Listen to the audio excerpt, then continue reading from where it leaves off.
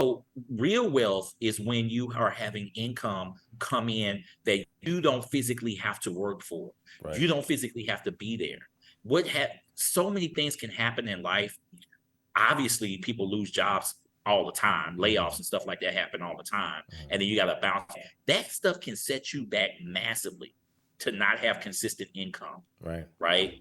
And to work. And what if you get sick? What if you have a baby and you actually want to take paternity leave or maternity leave, Right. right? Think like just having the flexibility, right? So let's just talk about the difference, right? That's just having a high salary. That don't mean nothing. Being rich is just literally having a high salary or having a lot of money in your bank account, Right. right? Wealth, having a lot of money or a lot of assets that generate money. You are now listening to the Your First Steps podcast. It's great to talk about $1 million dreams, but where do we start? How do we get there? Listen up as you hear directly from real estate industry leaders on how they reach success in their fields. And most importantly, what were their first steps? Let's get this party started. Here's your host, Eli the Real Estate Guy. Hey, how's it going, guys? Thank y'all so much for watching another episode of the Your First Steps podcast. Today, we have a very, very special guest. He is a real estate investor, landlord, and a leader in the real estate community. Today, we have Onaje Barnes. Onaje, how you doing today, man? Hey, how's it going, everybody? Glad to be here. Awesome. Good deal. So for the few people that may not know who you are, go ahead and just kind of give a brief rundown of who you are, some things that you've done so they can get more acquainted with you. Yeah, my name's Onaje Barnes. I'm a long-term buy and hold real estate investor out of Houston.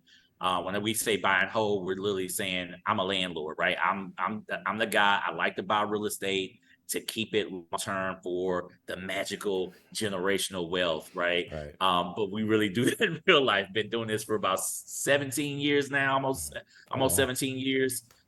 We rent single family and multifamily properties. We rent via short-term, mid-term, and long-term rentals, with the majority of my portfolio being in the long-term rental space. Gotcha. Okay, cool. So, and just kind of how we met. So, of course, you know, your name is brought up in Clubhouse, and speaking with Otis, who we both have worked with, he talks about you a lot. And actually met you once, I think a couple years ago, when he had like a small meetup in like the hotel room that was there. So I got to meet you in person that one time. So it was, and me and my wife just took a course that you had, and it was amazing. It was about being a landlord, and it was just a lot of great information that was presented from that. So from there, I'm like, I needed to have you on the podcast. So I thank you for coming on. I appreciate the invite for yeah, sure. no doubt, It's no always doubt. humbling to get an invite. Yes, sir. Yes, sir. So when anyone gets into real estate, I know it's true for me and a lot of folks that I have interviewed on a podcast, it always started off from childhood, or there was something that happened in childhood or something that brought them to real estate and where they are now. So kind of give me a rundown of what it was like growing up in your household, and then we'll kind of march forward from there to present day. So what was it like growing up for you? Yeah, you're spot on, because I don't think I would be in real estate had I not grown up the way I did. So, I grew up in poverty, under the poverty line, statistic, whatever you want to call it. Single mom, 4 kids. Um, you know, we were poor, for sure, and poor literally saying, when my mom made the most amount of money around the time I graduated high school, that was 12 grand a year. That's what she made, which is kind of like, you know what I'm saying? Right. There's next level right there. Right. But the good part about the way we grew up was that we were poor, but we were stable. And a lot of people can't say that they were stable. And a lot of and I'm very good with financial acumen, and went to University of Texas at Austin and majored in economics. But I tell anybody, I learned my financial acumen starting from my mom. I mean, she was that person that could put two nickels together and make a quarter, and you're like, okay. Mhm. So we were poor, but we weren't always. Most people who kind of living in poverty, they maybe was moving around, getting evicted a lot, broken leases, or lights always getting cut off and all that kind of stuff. I mean, that stuff happened, but actually, I don't think she ever got evicted, Mhm. right? Mhm. I don't ever remember her getting evicted. We had several places that we lived growing up, but it wasn't unstable. Um, Definitely had moments where hey, the lights get cut off for a couple of days, but not regularly, Mhm. right? Mhm. Not to what I see out of some of my tenants and things of that nature. So I credit her a lot. Where we might have been eating beans 5 days straight or whatnot Right, right, right. sometimes, something like that, but it wasn't. We knew we were poor for sure. We knew we were the poor kids in the hood, right? Because all the kids in the hood are poor, and we were the Mhm. poorest of Got that, you, right? got you. Right.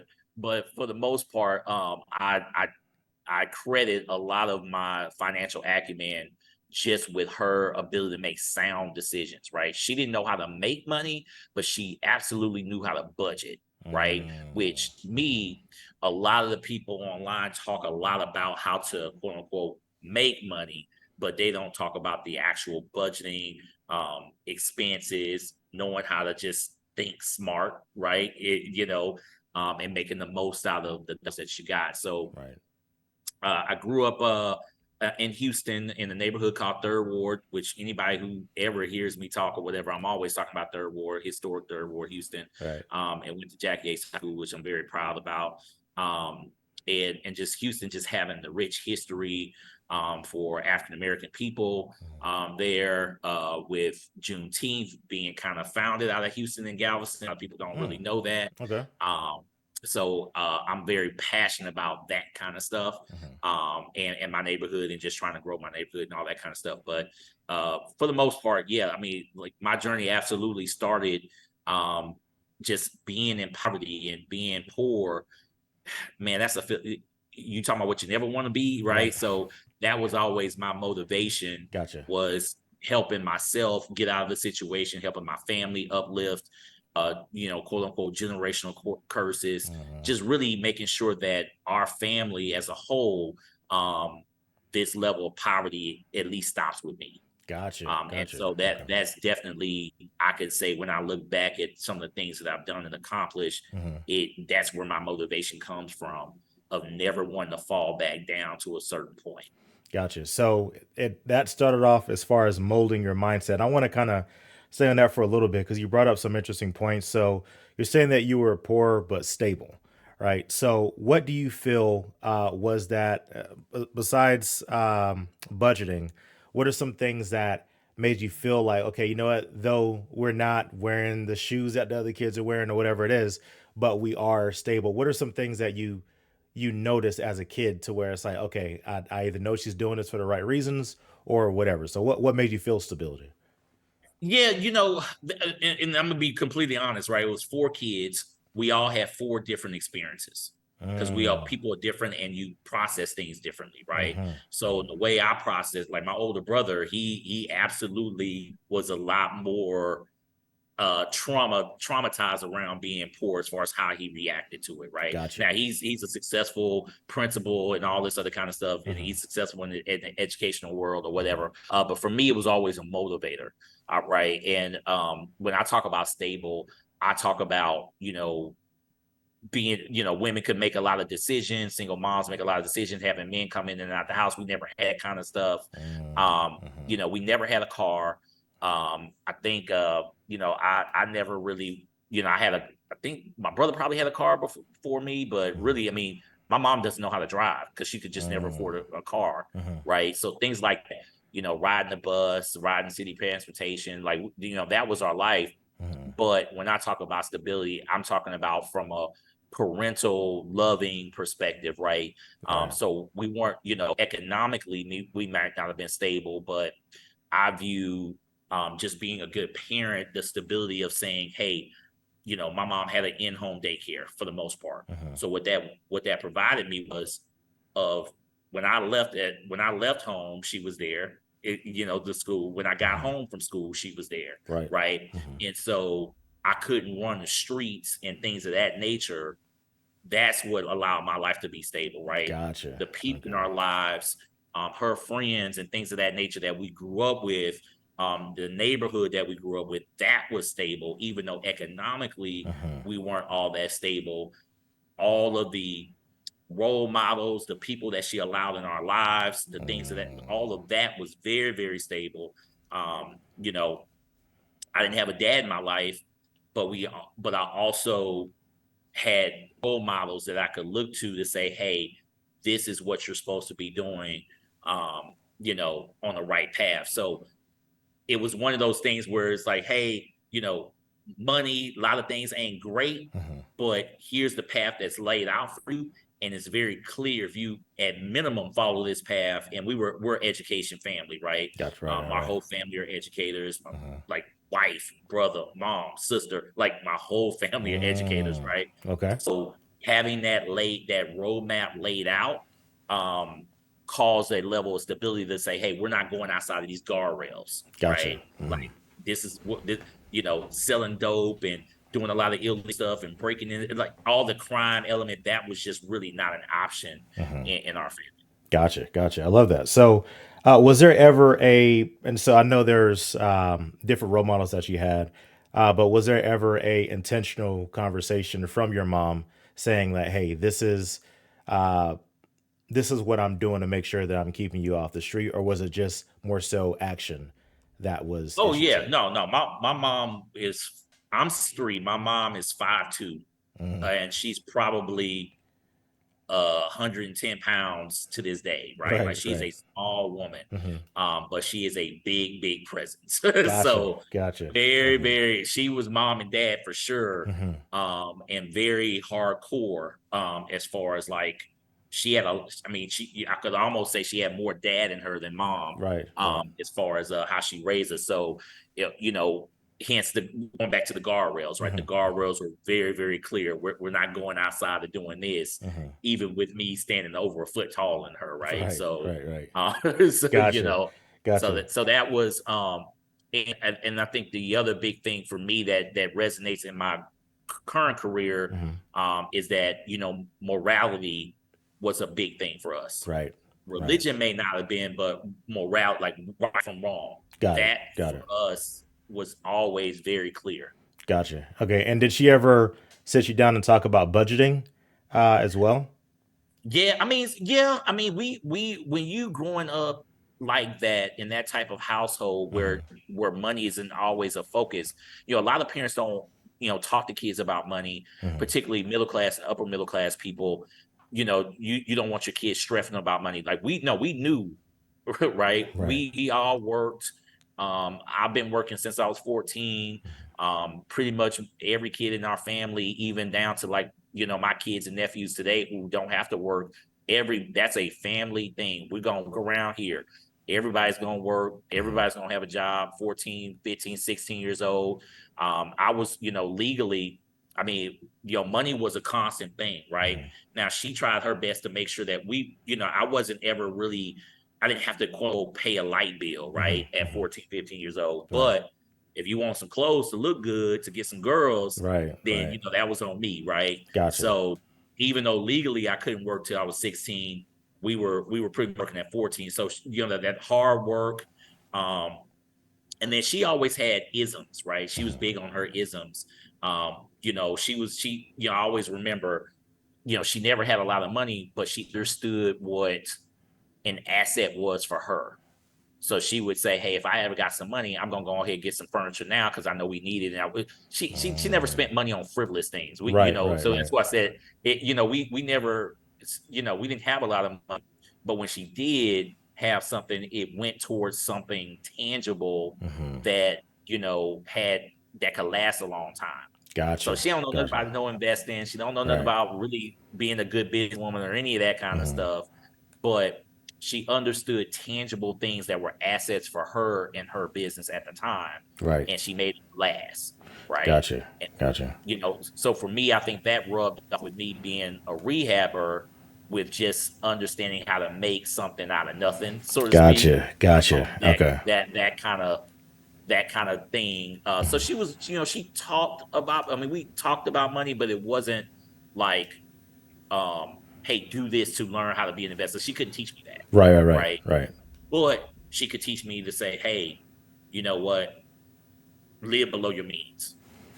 Got it. You know, Right. which to me is one of the first steps to actually becoming a successful investor is knowing how to budget. Mm-hmm. All right. So now going into real estate. So when were you first introduced to the concept of real estate as an investor?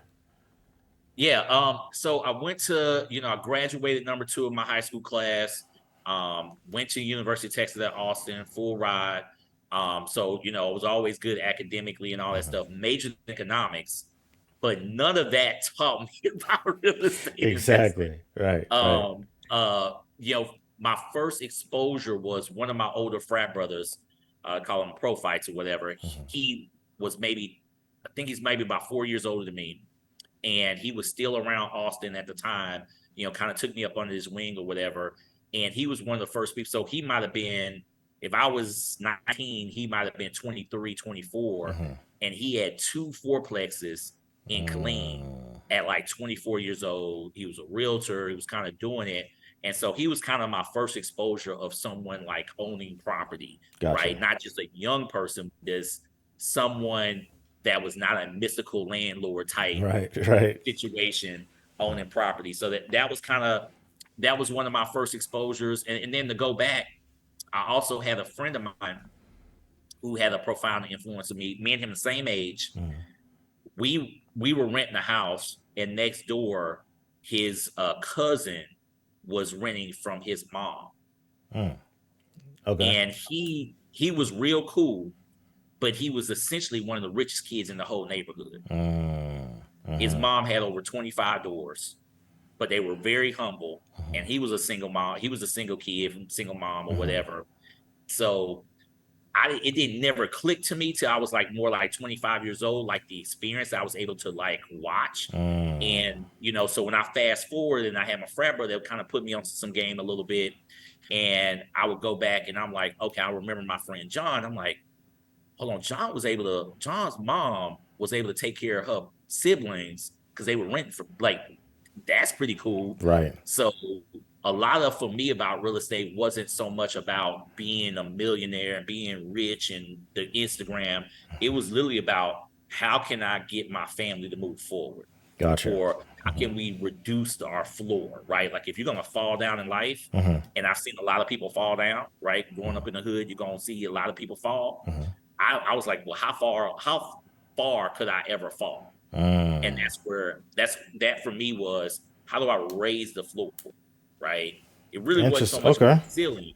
Right. It was really saying, hey, I don't ever want to be in poverty again. So between the combination of those two, that's kind of where real estate started clicking for me. Mhm.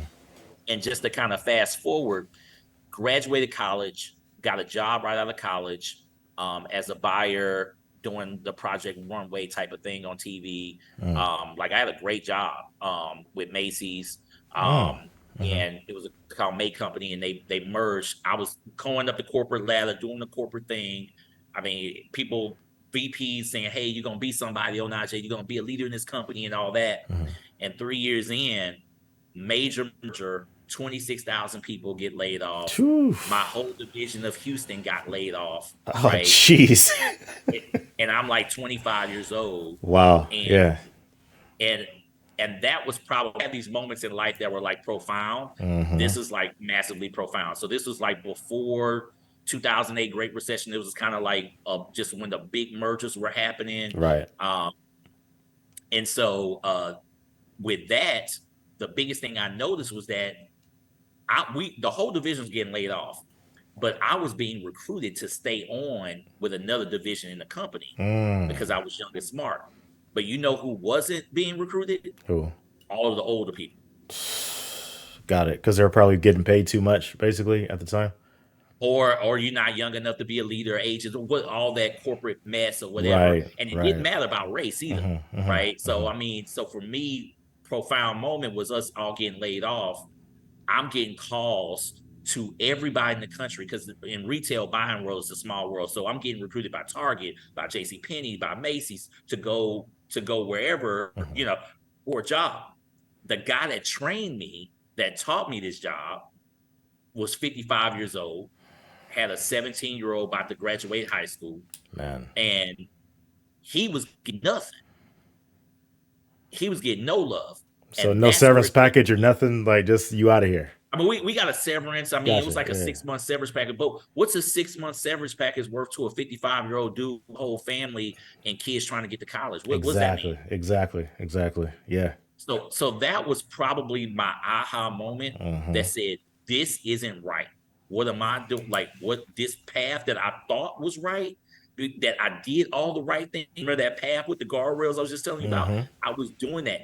Go graduate. I just told you, I graduated number 2 in my class in the hood, right? As a black male, right? That ain't normal. Right. Went to the flagship school of my state, right? Prestigious degree. Got a good job out of college. I did the internship thing. I was hired 1 year before I graduated. I mean, that's check. Yeah, for real. Right? Seriously, yeah. Yeah, that's check. And then 3 years in, blow it all up. That's crazy. Right? Yeah. So with that right there, and like I said, this comes off quick because this is my cap moment, right? And I said to myself, I'm like, okay, something's not right here. Now, I got on with JCPenney. They were paying me like 25% more in salary. Nice. My girlfriend from college had moved to Houston, and she was down to move with me to JCPenney. And because she was so down, I'm like, okay, let me go ahead and give you this ring, girl. So she was riding with me. Right. And what was crazy was, but I had bad credit, and I could not. The company was paying for my moving service to move to Dallas. Gotcha. To go to JCPenney. Right. They were paying me to move up, relocate package, all that. The relocators hitting me up like, hey, where do you want to buy a house? I don't know about to buy no house. Where do you want to rent? I'm like, okay, we're gonna rent here. And I could not get approved for the apartment. And it was so embarrassing to not get approved. My girl had to get the apartment under her name, and we're moving for me. Right. So that right there was the catalyst to say, bro, what you doing? Right. So you getting paid. So that's where I was like, okay. And at that moment, that was the first time I actually pulled my own credit. Gotcha. Right? That was the first time you pulled it. Okay. So that's good. So it's a blessing. 24, 25. Exactly. That's a blessing that it all happened. Yeah. And you know what that credit score came back at? What? 498. Oh man. Yeah. I feel you. Yeah. So all of this happened in 1 year. I mean, like, I'm not 1 year, I mean months, right? Like, this is all smashed into months. Getting engaged, seeing that 498, getting laid off, all of that smashed into 1 year. And that was kind of really my kick in the butt year, where it was like, man, get your credit right. Yeah. Like, you can't be out here trying to be somebody's husband and you can't even get an apartment. You know what I mean? Exactly. And oh, by the way, like, cool that you got this good career, you got this good job. Nobody gonna care when you're 50 years old. So what you gonna do then, right? So all of this stuff is like turning in my head. Fast forward, get to Dallas, settle into Dallas.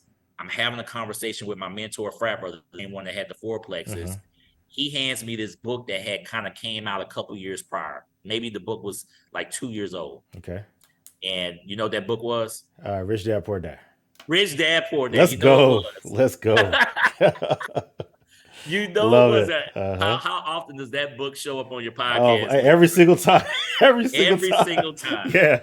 Every single time. So that's the book that he handed to me, and I read that one probably in 2 days. Okay, and I was like, call him back, give me more. He's like, yeah, that book ain't even all that. Read the second one. So the second one is my recommendation, Cash Flow Quadrant. That's the real book. Gotcha. By Robert Kiyosaki as well. Everybody talks about Rich Dad Poor Dad. The real book is Cash Flow Quadrant. Gotcha. And, all right. And so read that one, took crazy notes. I've read that book 3 times. Passed it to everybody I can. And that's where the real estate came in. That's when it was Gotcha. like, okay, I need. So now it was like, okay, look, and then what's crazy, then at that point, all of my economic stuff that I studied in college came back. Gotcha. Okay. Okay. So now now I'm filling my brain with all of these economics. And what's crazy, I'm in Dallas. So read that book, boom, knock that out. Read Cash Flow Quadrant, knock that out, bam. And then I actually went back and read like 3 or 4 of my books in college again. And it was like, okay. And now I'm clicking. Now you see right the now, application like, for the stuff that you was reading. right. So Right. now I'm understanding inflation. I'm understanding the macroeconomic stuff, right? I'm understanding, because for me, a lot of it started with purchasing power and inflation and things of that nature, right?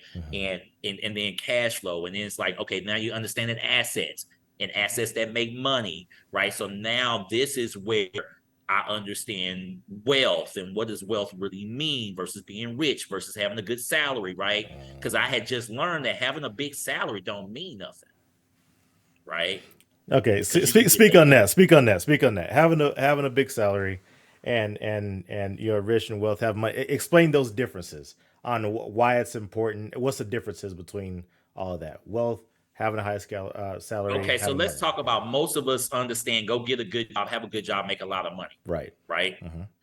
And we make the terrible assumption that we're going to be making that money forever. That's the worst assumption that we can ever make, Right. especially on a job, right?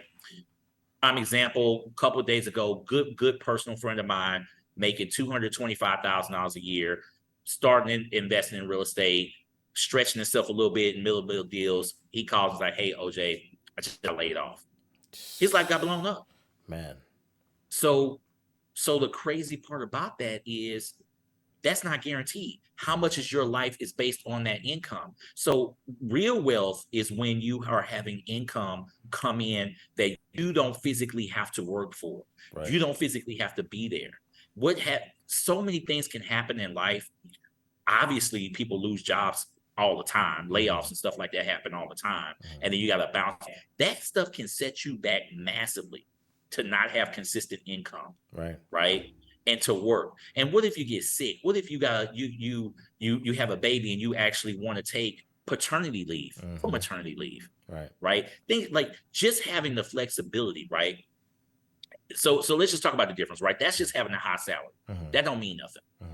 Being rich is just literally having a high salary or having a lot of money in your bank account. Right. Wealth, having a lot of money or a lot of assets that generate money.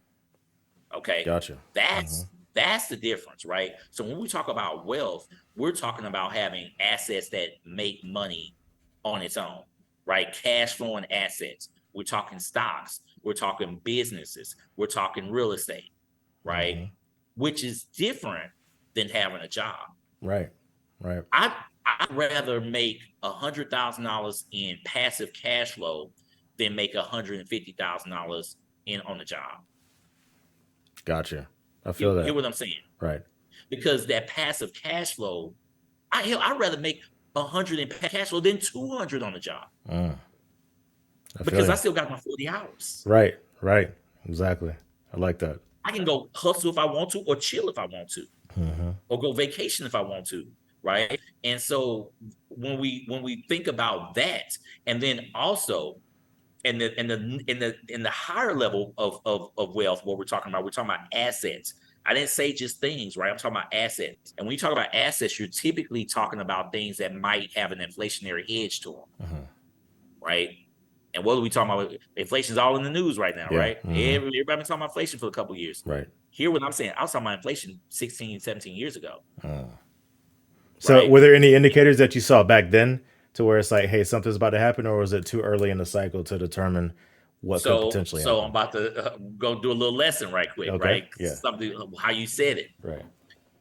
Inflation has always been around. Right. America got out the gold standard by Richard Nixon in 1978. Okay.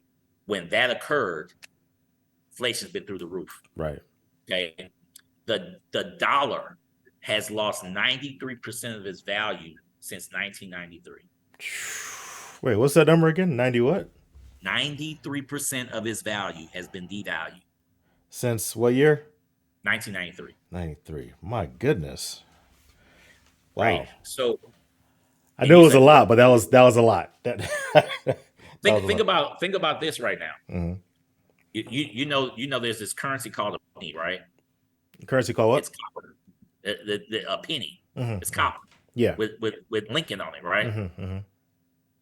Do you have any in your wallet right now? No, it's No, you ain't. You no. Yeah, ain't got no pennies. no, I really don't.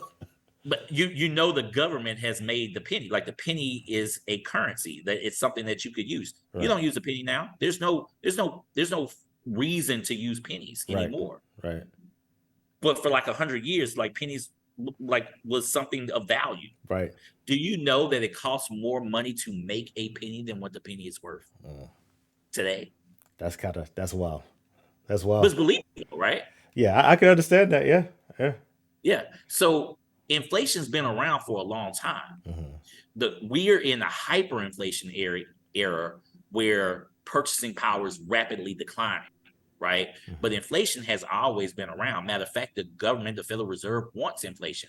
Matter of fact, our economy doesn't work without inflation. Everybody wants to get paid more money. That's inflation, Hmm. right? If you get a raise, that's called inflation, Right. right? Right. So inflation is not a bad word. It's just horrible when it goes into a hyper level to where wages and purchasing power can't keep up, Right. right? Right. So, so for me, again, it hits where I said that click of the college degree. Hmm. Now this is the stuff that I actually learned and studied in college. So now I'm clicking Hmm. with real estate, because real estate is a lot about inflation, right? Right.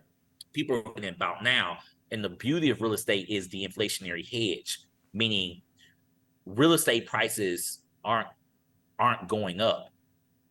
The purchasing power is going down. See, Gotcha. that's the Okay. gem. Hear what I'm saying? Right. Nothing is changing. What changed about your house? What physically changed about your house Nothing. from day to day? Nothing really changes. It's just time. Yeah. The purchasing dollar has gone down. The dollar has been devalued. Hmm.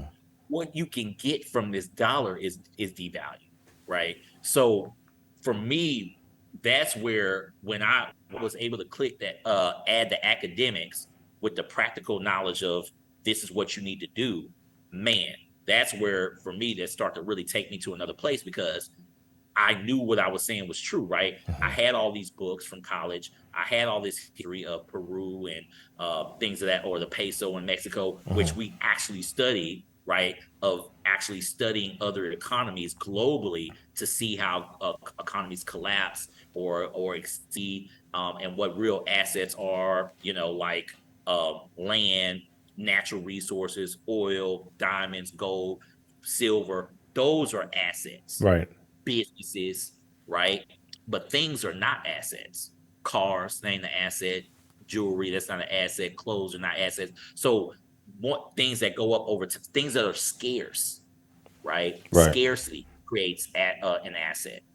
So again, I'm kind of diving geeking on you a little bit, Yeah, I but love it.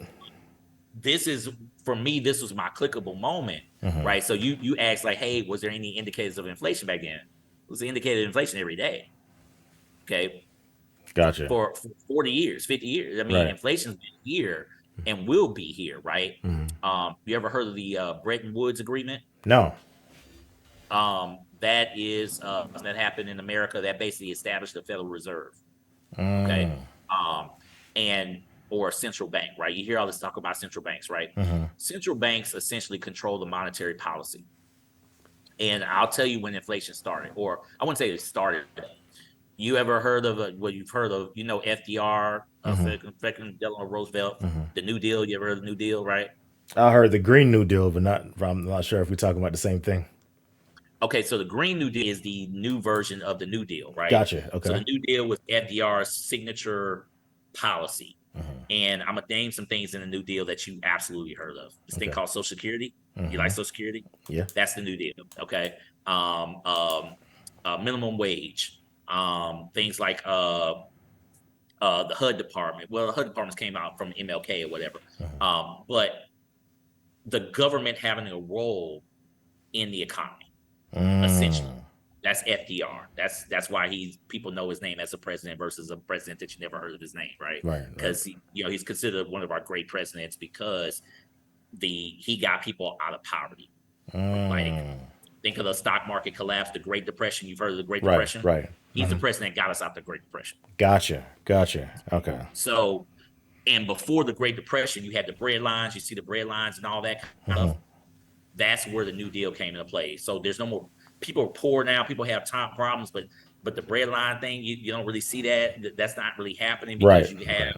SNAP programs, you have food stamps and things of that nature. So all of that came out of the New Deal, and Gotcha. essentially, it's possible because you have a central bank to be able to print money when the country needs money. There are times where the country legitimately needs money and to be able to inject into our population, Gotcha. right? Gotcha.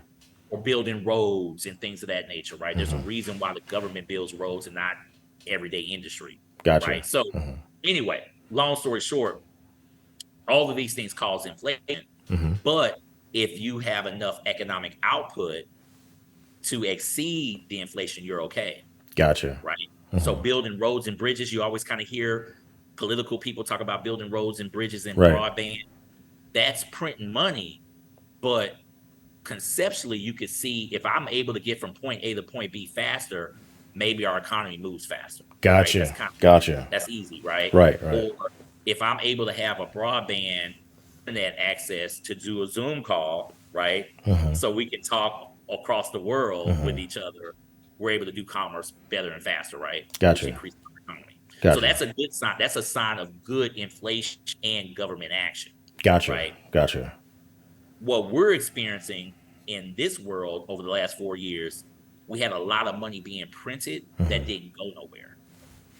Gotcha. Okay, because people are staying in for the most part. Is that the main Well, issue, or? if you just give somebody a check for $700 and they just go spend it, you kind of just got a little cycle of recycling of money, Mhm. but it's not a bridge. Gotcha. Okay. Okay. A bridge is going to be here. Right. So remember when I told you I learned a lot of my stuff from my mom? Mm-hmm. What did I say she told me? Always buy something tangible, assets that could last a long time. Mm-hmm. She was not formally educated in economics. She absolutely understood the core basis of wealth building. Gotcha. Right? Gotcha. So you want things that can last for a while, right? So you could go spend $100 on a steak dinner, right? Or you could spend it on a car that a part that fixes your car that could last longer. Right. You see what I'm saying? Right. So right. so this is kind of the core basis of good, strong economics. Mm-hmm. And what we've experienced over the last, X amount of years, PPP loans, that stock buybacks, things of that nature does not circle the economy. Gotcha. Gotcha. Very interesting. Payoffs, just bailouts. Bailouts don't circle the economy. You're Gotcha. not getting any tangible. So it's interesting that you say it that way, because the way that it was always explained was by just injecting money into the economy, things were just going to stabilize itself.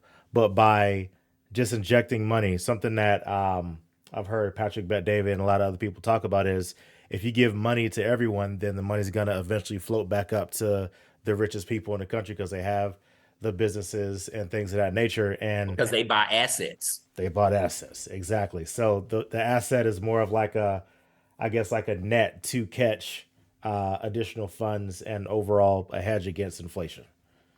Yeah, and that's where you'll hear Congress always arguing back and forth about how they're going to spend the money and what's in the budget, what's not in the budget, because people differ on what they think an asset is or where they think money should go. Gotcha. Right. Mm-hmm. So again, I'll say if you do economic stimulus by cutting taxes, that sounds great for a lot of people. Mm. I argue that goes nowhere. Why is They're that? just going to because they're going to spend it. they'll spend it on something, and you'll get a temporary stimulus. To your point, you'll get injection that will hit the economy, but temporarily, right? I'm gonna give you an example. You ever see on TV these movies out of Europe and Japan where these high speed trains Mm-hmm. Yeah. that go like 300 miles an hour? Right. Why we ain't got nothing in America? Good point. Good point. And where, and just think about it like this. Where you live? Where do you live? I live in Fulshire. I live right outside of Oh, Houston. okay, Yeah. you're in Houston. Yeah. Okay, so Texas has talked about doing high speed rail from Houston to Dallas, to where you could literally get to Dallas in 30 minutes. Oh man, jeez.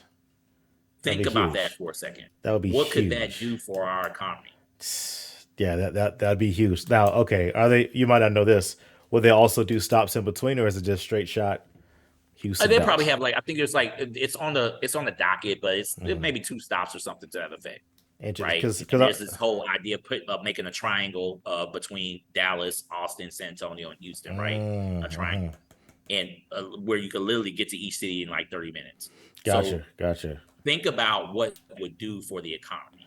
Yeah, and I'm also thinking about it from the perspective of real estate, to where now these like rural areas in between, you can afford to you can come up on that, and so that's interesting. That would have long lasting economic effects for the state of Texas, correct? Yeah, absolutely. Like you don't have to be an economics major to see all of the benefits. Like you're talking about rural towns. I'm just saying for me to be up there, go do business in Dallas real quick, right? Like just think about the litany of things, right? Yeah. Well, that might cost $500 billion, something like that. A lot of money, right? Well, our national debt went up by like $3 trillion in the last 3 years. Where we're spending the money, right? Gotcha. So and like I said, we kind of going into a little economics class right now. But I love it. Yeah. But that's where how you spend your money on long-term assets that can yield results long-term, right? So a high-speed train yields results for decades, right? Decades versus that stimulus is gone in months.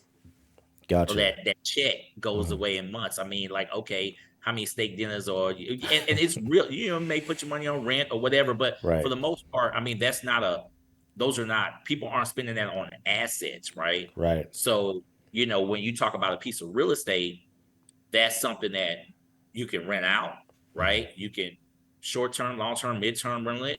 You could rent it out. I get tired of renting it out. Hey, son, you want to go to college? Like, hey, come stay at this spot. My nephew just got into TSU and he's a freshman at TSU. That's 6 minutes away from my boutique hotel. Okay.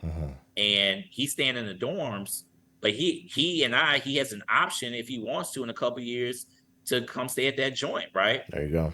Right. That's an asset to my family. If he had to pay rent or room and board, I mean, that's huge, right? Right. Absolutely. And then again, I can pass this on to my kids, or they could sell it, or they could do whatever with it, right? But this is something that can stay, right? So let's say I got $700,000-$800,000 in equity in this thing. X amount of years, that might turn to $1 million, paying down debt, whatever. Right. Now this thing is with us for, it could be forever or temporary or whatever. Right. Or we can keep generating cash, right, to pay some bills or whatever. These are tangible things that can last and make money. That's where I like to differ between, like I said, cash flowing assets that go up in value. That's a inflationary hedge, right? So we have long-term wealth. Now, ask me this question. Now we're about to get into it. Let's go. We're just playing. Let's go. Let's go. So, who asked me if I like inflation or I hate inflation? Do you like or hate it? I love inflation for me, selfishly. Right. I feel bad about inflation for the average person and my fellow man, right? But inflation is the friend of the asset holder. I like that. I'm writing that down. Inflation is my friend. Why? Because all your assets go up in value the longer you hold it. Yeah. Correct. My assets go up in value. So if we understand that inflation eats away from your purchasing power, right? As things become more expensive, right? You get to buy less things, which essentially makes you more poor, Right. correct? Right. Now, if my income is able to keep up with inflation, I'm never moving behind. Right. Right. Now, you wanna name Yeah. something that Compared rarely to a goes job, down? well, something that barely goes down. I mean, as far as like an asset, I know there's cycles of real estate that drops, but then it eventually rises over time. It can, but Hmm. there's a thing within real estate that rarely goes down. Rent. Damn right. And Gotcha. what do I like to do? Gotcha. Collect rent. Rent property. Right. Right. So I joke. I don't. It's not a fact, but rent rarely goes down. Hmm. Rent don't go down, Hmm. right? It can go down, but I've never had to. All of my rents year over year has always gone up. Gotcha. I think a lot of that has to do with the area too. Like if we're in like a California or something to where things are crazy overpriced. I think Yeah. for COVID they had to temporarily drop it. In New York they had to, but then as soon as the world opened back up, then they're like, all right, here we go. Opened up the floodgates and they're just charging whatever they want to charge now because they kind of Well, missed it on a well, couple of years. well. How can they? So let's just talk economics again. Hmm. How can they just charge whatever they want to charge? Demand is There you back. go. Yeah, Supply and demand. right. So, and if you control something that has a finite supply, which is Real real estate. estate, Yeah. as one of my good friends says, well, not my good friend, but Oprah once said, Uh-huh. real estate's the only one of the few things that God ain't making no more of. Mm, that's real. That's real. Ain't making no more. Ain't making no more. Can't get no more unless we go colonize the moon or Mars or something. That ain't happening in me in your lifetime, Right, right? right. Well, you know what's crazy? Okay, so kind of talking about that, it's interesting to say that statement because this was when my wife and I went to Hawaii last year, or the year before, whenever we went. Um, the guy he was saying like, "Hey, you guys ever heard that term of God isn't making any more land?" It's like, yeah. He said, "Well, there's this volcano that's around here, and that once it erupts, it as the lava dries, and it's slowly That's making how more land." islands are So, made. yeah, and so he was just explaining how it's like, well, technically, more land is being made around here. Like I don't know about everywhere else, but there's more land here. And then you got the situations in the Middle East, like with Dubai making all these islands out of like sand and all that, which I think is a interesting concept, but it's not being produced enough at a high enough rate to keep up with the increase in population of the world. So Correct. it's still relatively true with that statement. So I thought it was Yeah, interesting. look, technically an island is made because of volcano Right, eruptions in the ocean, right? right. Hmm. But that takes like millions of years, bro. Yeah. you know, so Right. Yeah, yeah, yeah. and then everybody ain't got the money to go dump this sand in Dubai either, Right, right? right, right, right. And to be frank, we have a lot of unproductive land in America. Mm, I, hmm. Like swamp keep it lands and real. stuff like that. Well, I mean, look, no, Hmm. Houston's bigger than 35 states. Right. I mean, Yeah. what's in Montana? Man, mountains. I mean, it's Tons of land. mountains. Yeah. Right. But so the core basis of real estate is location, location, location. Hmm. We're not making up enough of land, or even and all the land that can't be used productively, right? Or in an efficient way. Um, but the dope part about it is if you have something that's desirable, if you have a desirable asset, Hmm. you can make money in life and you can charge whatever you want to charge up to a point, right? Right. If there's a desire for that asset, demand, right? People, a place to stay, Maslow's hierarchy needs. I talk about that a lot, Hmm. right? Food, shelter, water, right? I get to participate in one of those. Exactly. That's real. So when it comes to real estate, I know you said you were introduced to it by the Lime Brother, and you had the book that introduced you to real estate. So were there any other things that were introduced to you that also have the same benefits of being a hedge against inflation and potentially cash flow, or whether it's dividends, whether it's stocks or something? Did you also consider other avenues as well, and just decided real estate was best, or it was like from the Yeah, beginning real estate made sense? I'm probably one of the few people you'll ever meet that actually owns real gold bars. So I actually do own some gold. It has not performed the same way as my real estate, although because it's not a and what you'll learn about gold is you can't I can't walk around go give you a gold bar and transact with you, right? So there's a transactional element to some things. Stocks, got into stocks. I have a 401k. I have a very good 401k. Very good. The deal about when you start to weigh in taxes. So you want me to go down my spiel? Let me go. Let's go. What you got? All right. So why do I like real estate more than any other asset class? Number one, control inflation. We talked about inflation all day today, right? Number one, inflation. Number two, well, and this in not in particular order, but here's my big ones. Leverage. So when you buy a piece of real estate, how much do you put down? Depends, 20%, 3%, depending on the situation. 30%, 3.5%, 0%, 30%, but you're not putting the 100% down, right? Right, exactly. Okay, so when you buy a stock, how much of the stock you gotta buy? The entire thing. There you go. Right. So that's leverage. That's a big one. Okay. Gotcha. Right. Taxes. Big one. Okay. When you go sell a stock, you have to pay capital gains tax of 20 to 25%. Okay. Real estate, if you were flipping property, you would have to pay the capital gains tax, but they also have things called 1031 exchanges, depreciation. And when you're a buy and hold investor, you don't have to necessarily pay. You can do some things like depreciating the income. So there's some tax benefits in real estate that are not in the stock game. Gotcha. So talk more about that, because I understand it. Want to be clear. I know. Hey, we're not holding you to it.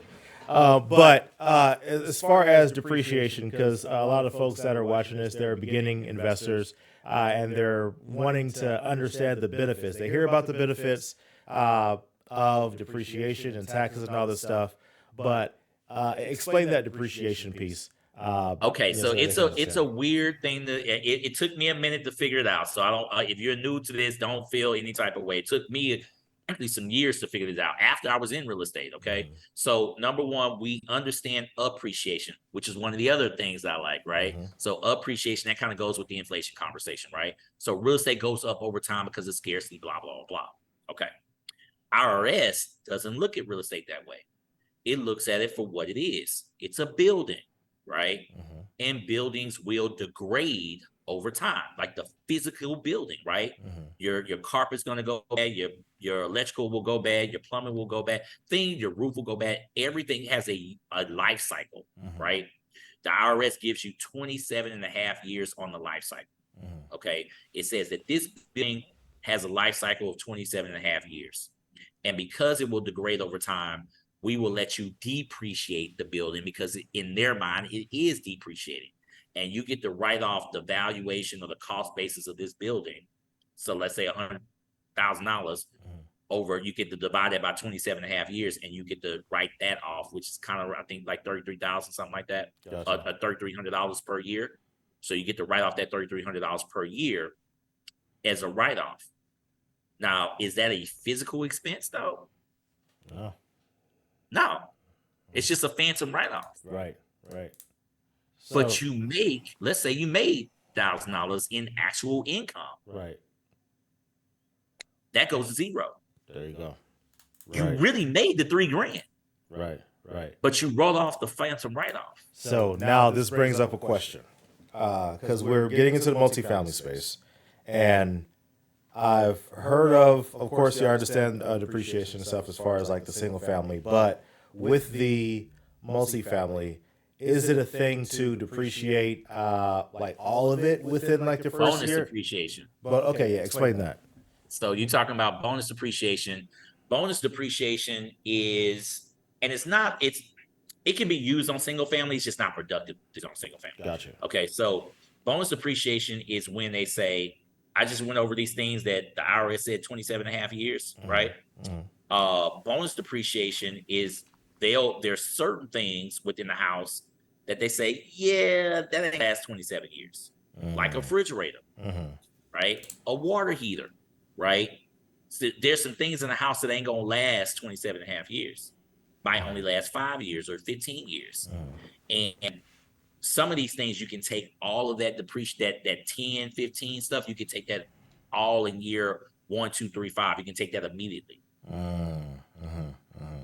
Gotcha. So Gotcha. I want those numbers, but let me just say I have not paid tax, and I'm not a CPA. Depending upon how you got your stuff set up with your LLCs and all this other kind of mess, right? We're gonna keep it simple. Depending upon how you and your designation status, if you're a real estate professional, all this other kind of stuff. Let's just say we were able to keep more money in our household by my wife retiring and becoming a real estate professional. And this is a status, right? And we were able to write off more stuff earlier, also using the bonus depreciation to offset all of our other income. And, I paid the normal amounts. I paid a very, very tiny, tiny amount of taxes the last couple of years. Gotcha. So because she was a real estate professional, there's additional write-offs? Again, okay, I know. You want to get, okay, if you want to, gotcha. But I'll say this, our previous president, 45, not a huge fan of him, but people were talking about his whole taxes and him not paying taxes for all these years. That would have been one of the things that he did not do illegally. One of the few things. Gotcha. Okay. So that's likely that's likely the case. I believe that he probably did not pay taxes, and I believe that it probably wasn't illegal. Gotcha. Based on my own personal experience, I'll say that. Gotcha. Okay, so kind of moving from you got into real estate, and did you ever do flipping, or did you just go straight into renting? I flipped a couple properties back in the day. Flipping is dangerous. For me, it is. It a lot of people. It's a market type of move, right? When the market is stable and moving up. I got started in 2008, 1 month after Lehman Brothers crashed. Okay, so Lehman Brothers crashing was the start of the Great Recession and all that, and the world going. So that's when I got started in real estate. Right. So I got started like I said, on the downturn. So it really wasn't, it made sense to rent. Nobody was fixing up a property, putting it back on the market. Because when I got started, I saw a bunch of flips. I saw a bunch of people's flips that the market was just going down this. Yeah. They didn't do anything wrong, and they lost money. Yeah, I saw a lot of builders about a bunch of money. They didn't do anything wrong. They just lost a bunch of money because the market was crashing, right? Yeah, such a wild time. Yeah. So, and then also remember kind of the fundamentals that I was on, right? So I was fundamentally on assets, cash flow and assets, depreciate these type of things, right? Wealth building, right? Right. You don't gain wealth by flipping property. Gotcha. Right. You don't. You get rich. Okay. You can make a lot of money. Yeah. You have a salary, but flipping is a job. Yeah. Wholesaling is a job. Being a realtor is a job. Being a lender is a job. Not knocking those at all, because people can make a gang of money doing that, all of those. But I was not in the business of looking for another job. Gotcha. Right? Because of all the things that we talked about earlier, right? That's what I was not in the business of. I could get hurt. I could whatever. I need some Wi-Fi money. I need some up in the morning money. I need some. It's the 31st right now, and I'm gonna wake up tomorrow morning and have a bunch of money in my account. Right. That's about to happen, right? There you go. Let's go. No, that's about to happen tomorrow. Yeah, exactly. Yeah. So that's what I was in the business of, right? So do I know how to flip? And as I get older now, that's something that I have to do more transactions. As me and my wife, we talk business. We like, hey, we need to do some more transactions to kind of cash out some stuff, move into some different assets. We've got some properties that are assets that might not be assets for my kids because the buildings are so old and they might want something newer. So we're looking at that kind of stuff a little bit more now. And we have economies of scale with our construction teams and things of that nature. So it's easy for us, but I've been exposed to most of the strategies. I've wholesaled. I've done, my wife is a realtor, hence the real estate professional status. So, we do some, I can lend, I do some lending, I can do some stuff. but ultimately all of that, and I still got a day job, right? A lot of people don't know that. Right. Um, but Like 9 to 5 part time, or what's the deal? yeah, 9 to 5. Oh Yeah, man, I love it. yeah, which is Gotcha. which lets you know what about my strategy. That's passive. Yeah, it doesn't need a lot of time. There you go. I like that. I like that. There you go. So I've got my active income, Mhm. right? And I use my active income to buy passive income. So Jamal King, the 9 to 5 millionaire. Okay, yeah. Yeah. So his thing is how there's a lot of individuals that are so quick to leave their job. It's like as They soon as should they not. find out, like, oh, I could flip a house and make, 30, 40, 50,000. They That's should how much I not. make. Exactly. So he was explaining the way that it should be looked at is how your employer is your biggest investor. Absolutely. Yeah. And Yeah, I've heard that con. yeah. And that's and so like I said, I know that's his brand or whatever, but that's basically what I've done Gotcha. for that 17 years. Right? Gotcha. Like that Love it. that's my move. I tell anybody that my company and my job, I thank them very much. If they call me today, say, OJ, you getting laid off today. Thank you very much. No Yeah. hard feelings. I loved you. Thank you. Right. You did Appreciate what you. you had to do. Yeah. It's been a great ride. Thank you Right. very much. Right. And I look at real estate a little bit differently. I probably be more in line with him in my thought process. I look at real estate as another form of diversification towards my retirement. Now I'm about to drop some heavy sauce on you right now. Let's go. Let's go. Most Americans are going to try, keyword was try, to retire with what? What are they using to retire? They're at 401k or 401k. Social Security. Yeah. How long has the 401k been around? How do we know that people can retire with a 401k? I know it's fairly recent. So within the last like 50 years, 50, 60 years? Gotcha. Early 80s. Early 80s? Whoa. Okay. Whoa. I did not know that. Okay. Want to say about 78, 79. Gotcha.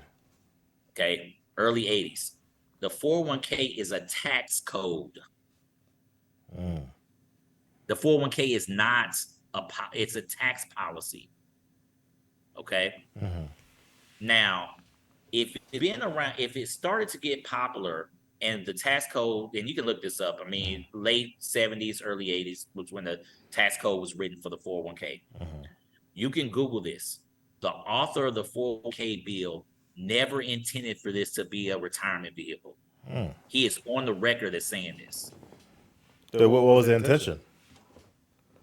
Tax benefit. Gotcha. Okay. Right? Healthcare savings plan. You know, people got a lot of healthcare savings plan. That's just a tax benefit, right? Right. Writing off your mortgage payments and your interest on your taxes. That's a tax benefit. Right. Right. That's all it was. It's a tax benefit. Now, the American companies sold this to replace what? A pension. Pension. Dang. Sneaky. Wow. Now, Okay. come on. Yeah. Yeah. Yeah. All right, Okay. so we're talking Okay. cash flow now, Yeah, right? yeah. Remember I'm talking about like cash flow and assets, right? Yeah. When you retire, would you rather just get a random check in the mail every month for $2,000 or $3,000? Or do you need to go budget this $500,000 of this $1 million 401k? Most they have sold us on taking the $1 million, right? But how long are you gonna live? Man, I hope a long time, but No. people How don't long know. do you live? I think 85. know. 85. You don't know. I feel it in my soul. I'm gonna live to 80, 89. Okay, but you don't know, right? Exactly. All right. And let's say you retire at 65. That means you gotta make this money work for 20 years, right? Yeah. So you built up this $1 million, okay, and you divide that out, that's 50 grand a year, right? You was living at 100 grand a year. And 20 years from now, is the dollar gonna be worth the same? Not at all. Come on. Hopefully you don't got. Hopefully your mortgage is paid off, or your car is paid off. And you still might be living check to check. Exactly. Jeez. So I would argue that the sale of the 401k as a retirement vehicle is a scam. Whew. So you're saying right now the 401k is a scam? No, I said the sale of it as a retirement vehicle is a scam. Gotcha. It's not a scam in itself. Right. It's a great tax benefit. Yeah. If it's used as a tax benefit and not a retirement vehicle. Right. So, and let me ask you this. Mm-hmm. And everything I'm saying, you can go look up. Yeah. So I would welcome everybody to go look up. Call me a lot. Go do your own research, right? Right. If it barely got started in the early 80s, how many generations retired with a 401k? I don't think none yet. Yeah. So how do we do this? What evidence do you have that it works? Ain't none. Man. I so that's crazy. I did not know, because I knew it was recent, but in my mind, it just recorded as like a 1950s thing. But the fact that it's 1980s, it's like I was born in '89, so it's like I'm born in '81. Yeah, so it's like it just barely happened, and they're like, oh yeah, do this, trust me, this is how much you're gonna have once you retire. And you just get sold on that number. When you think about like, oh, you're gonna have $1 million when you retire, you're just thinking like, oh man, $1 million, like that's rich. But it's like but that's it for the rest of your life. Correct. Mm-hmm. But here's the funny part: how you know you're gonna have $1 million? That's just what they tell you. Yeah, the market can shift. You want me to really blow your mind right now? You want to hear another jacked up stat? What you got?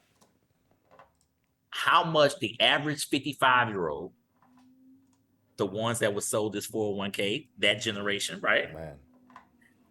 The average person who's 55, what is their balance in their 401k account? 55?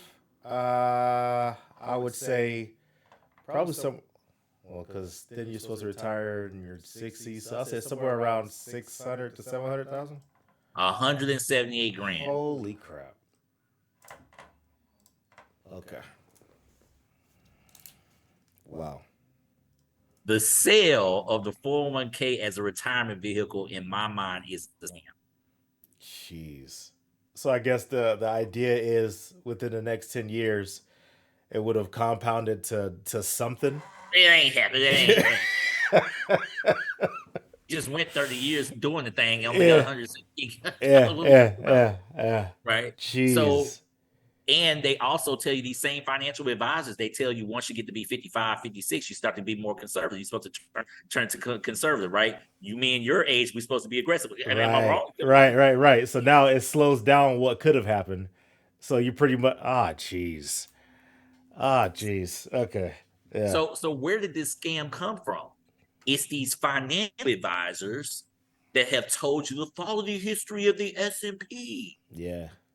They didn't say follow the history of the 401k. Whew. Oh my gosh. Okay. You saying some stuff right now. You're blowing my mind right now. I love it. So now I say to you, we all have to invest in real estate.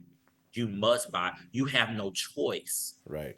But to invest in real estate. And I would even further argue that adding real estate to your 401k or your stock portfolio is true diversification, because diversification of asset types. Gotcha. Right? Versus you being all lumped into this one asset that may or may not work for you, and the stock market does this crap all the time, and you don't know anybody that's actually running these companies, which leads to one of my other top reasons why I love real estate over stocks: control. Have you ever met Tim Cook, Jeff Bezos? Not at all. Are they in your phone? That way I can look them up on Google, but that's about it. If you gave Jeff Bezos $100,000 to buy some Amazon stock, is he going to take your phone call? Not at all. can you say, Jeff, man, what are we doing with Amazon right now? Your stuff is going down. I need more return out of my 100 grand. I need you to do something with my money. Can you do this right now? Not at all. No. Hmm. But if you get that 100 grand and buy a rental property or whatever, you absolutely have control of your destiny. You can go fix up the yard, you can go fix up the roof, you can go get a tenant, you can go choose a better tenant, like we learned in the Wealth Masterminds community, right? You can go add some granite, put some color paint. You ain't got that much money, you can go do it yourself, right? Right. You can put in sweat equity, real equity, but you can force appreciation. Right. You can have control over whether this is an asset or it's a failure, right? Right. Now, for me, I kind of like that. Maybe call me a control freak, maybe call me whatever, right? But I like the idea that I can control some of my own destiny, right? I'm not sending money off to some random dude that ain't gonna pick up my phone call, right? And I might get arrested if I go try to call him, really try to pull up on him, right? The laws of clank me, right? There you go. Where my money at, Jeff? Clank. That's for me, right? Right. But I can push my real estate to have more value. I could turn it from a long-term to a short-term rental. I could put it on Section 8 to get guaranteed income. I could do these things, right, to force my asset to make more money. Gotcha. And frankly, to just make it better. So as far as Section 8, so something that I've been looking into, because my wife and I were looking to do Section 8 properties, because we have one rental, but every property that we get, we're just flipping them instead. But so, for example, right now, we actually just closed on a property today. It's a 5-bedroom, which kind of surprised us because they said it was a 4, but it's a 5-bedroom. And we looked at the payment standard. Payment standards. Yeah. Looked at the payment standard, and I forgot what the number was, but it would have cash flowed pretty well. But are we looking at what the maximum of the payment standard is for the zip and that property type, or are we looking at what the market rent is and just maybe add like $100 towards that? It's tricky based on the zip code and all that, right? Because certain zip codes, they actually pay above the market rate. Other zip codes, they pay below the market rate. A little known fact, that's the way the HUD department manipulates our neighborhoods, by the way. You really, the key is finding a family. Each voucher is different. So I don't know if you actually have any Section 8 properties. We got well over 30, 35 Section 8 tenants or whatever, been doing that since damn near day one, right? My second and third tenant was on Section 8. So I personally love Section 8, teach Section 8 class, all that good stuff, right? So the voucher goes by the individual in the household. Okay. So the payment standards is just letting you know kind of like what their max is. A lot of times you have to kind of find, and it's not guaranteed to pay the whole amount. Most of the time, 60, 70% of the time, the household will be paying a portion. So, it can be more than market rate. And oftentimes it is. For us, that's part of I wouldn't say it's all of our strategy, but I do know certain investors that invest in certain neighborhoods and certain zip codes just so they can get up to 130% above market rate that Section 8 is willing to pay out because of whatever HUD rules that they want to do at that time to kind of change markets and all that kind of stuff. So is that the magic number of the most that you can get is 130% of what the market rent is? Yeah, they would pay as low as 97%, meaning below market rate, or they could pay up to 130%, depending upon the zip codes. You ever hear these sociological ideas where if you take a kid out of the hood and put them into a good neighborhood, maybe they do better? Right. The HUD department actually does that. Okay, gotcha. Yeah, so that's what the whole payment standard thing is sometimes with the zip codes. Gotcha. So just to kind of give they won't say that, but that's what's going on. Gotcha. So to give an example, and I'm just kind of making up the numbers, but it's like a similar situation. So get a house, the market rent is about 1,800, but the zip code says that for that amount of beds, they'll pay up to like 2,300. So is it a thing of you can just charge that 2,300, or is it what is the market rent? Maybe a couple $100 above that. They do kind of want to do a market analysis study. If you are in 100% and below, they're definitely going to be on your butt to make sure that you're not quote unquote scamming them or bleeding out the system Mhm. or whatever. If you in one of these other zip codes, they probably, or they could let you make it part of the process. You do go through a market analysis portion where they want to make sure what you're charging is in line with the market rate rent. Um, there's some ways you kind of help yourself a little bit there as well. There's a couple little tricks to the trade in doing that, but I personally, um, because I study economics and purchasing power and income inequality and all of that kind of stuff, um, there's so many Americans that are living check to check. The poverty line is a lot higher than what people want to talk about. Mhm. You know, if you're a household making 30 grand a year, I mean, you're below the poverty line, Right.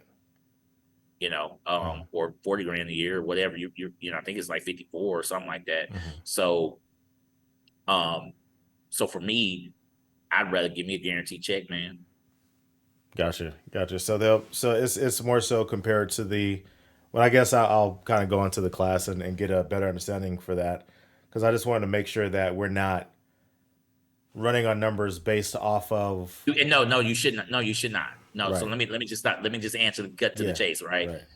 I do not subscribe to anyone running the writing, right, based on anything above the market rate long-term rent in the area, Right.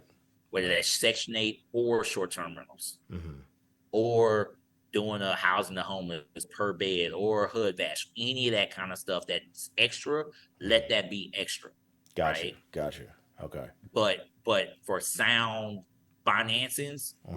like sound underwriting, you always want to underwrite to the current market rate in this moment. Gotcha. Makes sense. All right. And so this kind of all leads into the community that you have, to where you're teaching about being a landlord and all this information that you're providing. What brought that idea about, to be like, you know what, I think this would be a good idea to start this because more people need to know about it. Yeah, I mean, if you kind of hear the way I talk, I'm as much as I'm all about making me some money, I'm also very passionate about Black and brown people having home ownership in general, Mm, right? Particularly African American people, we have a 43% home ownership rate.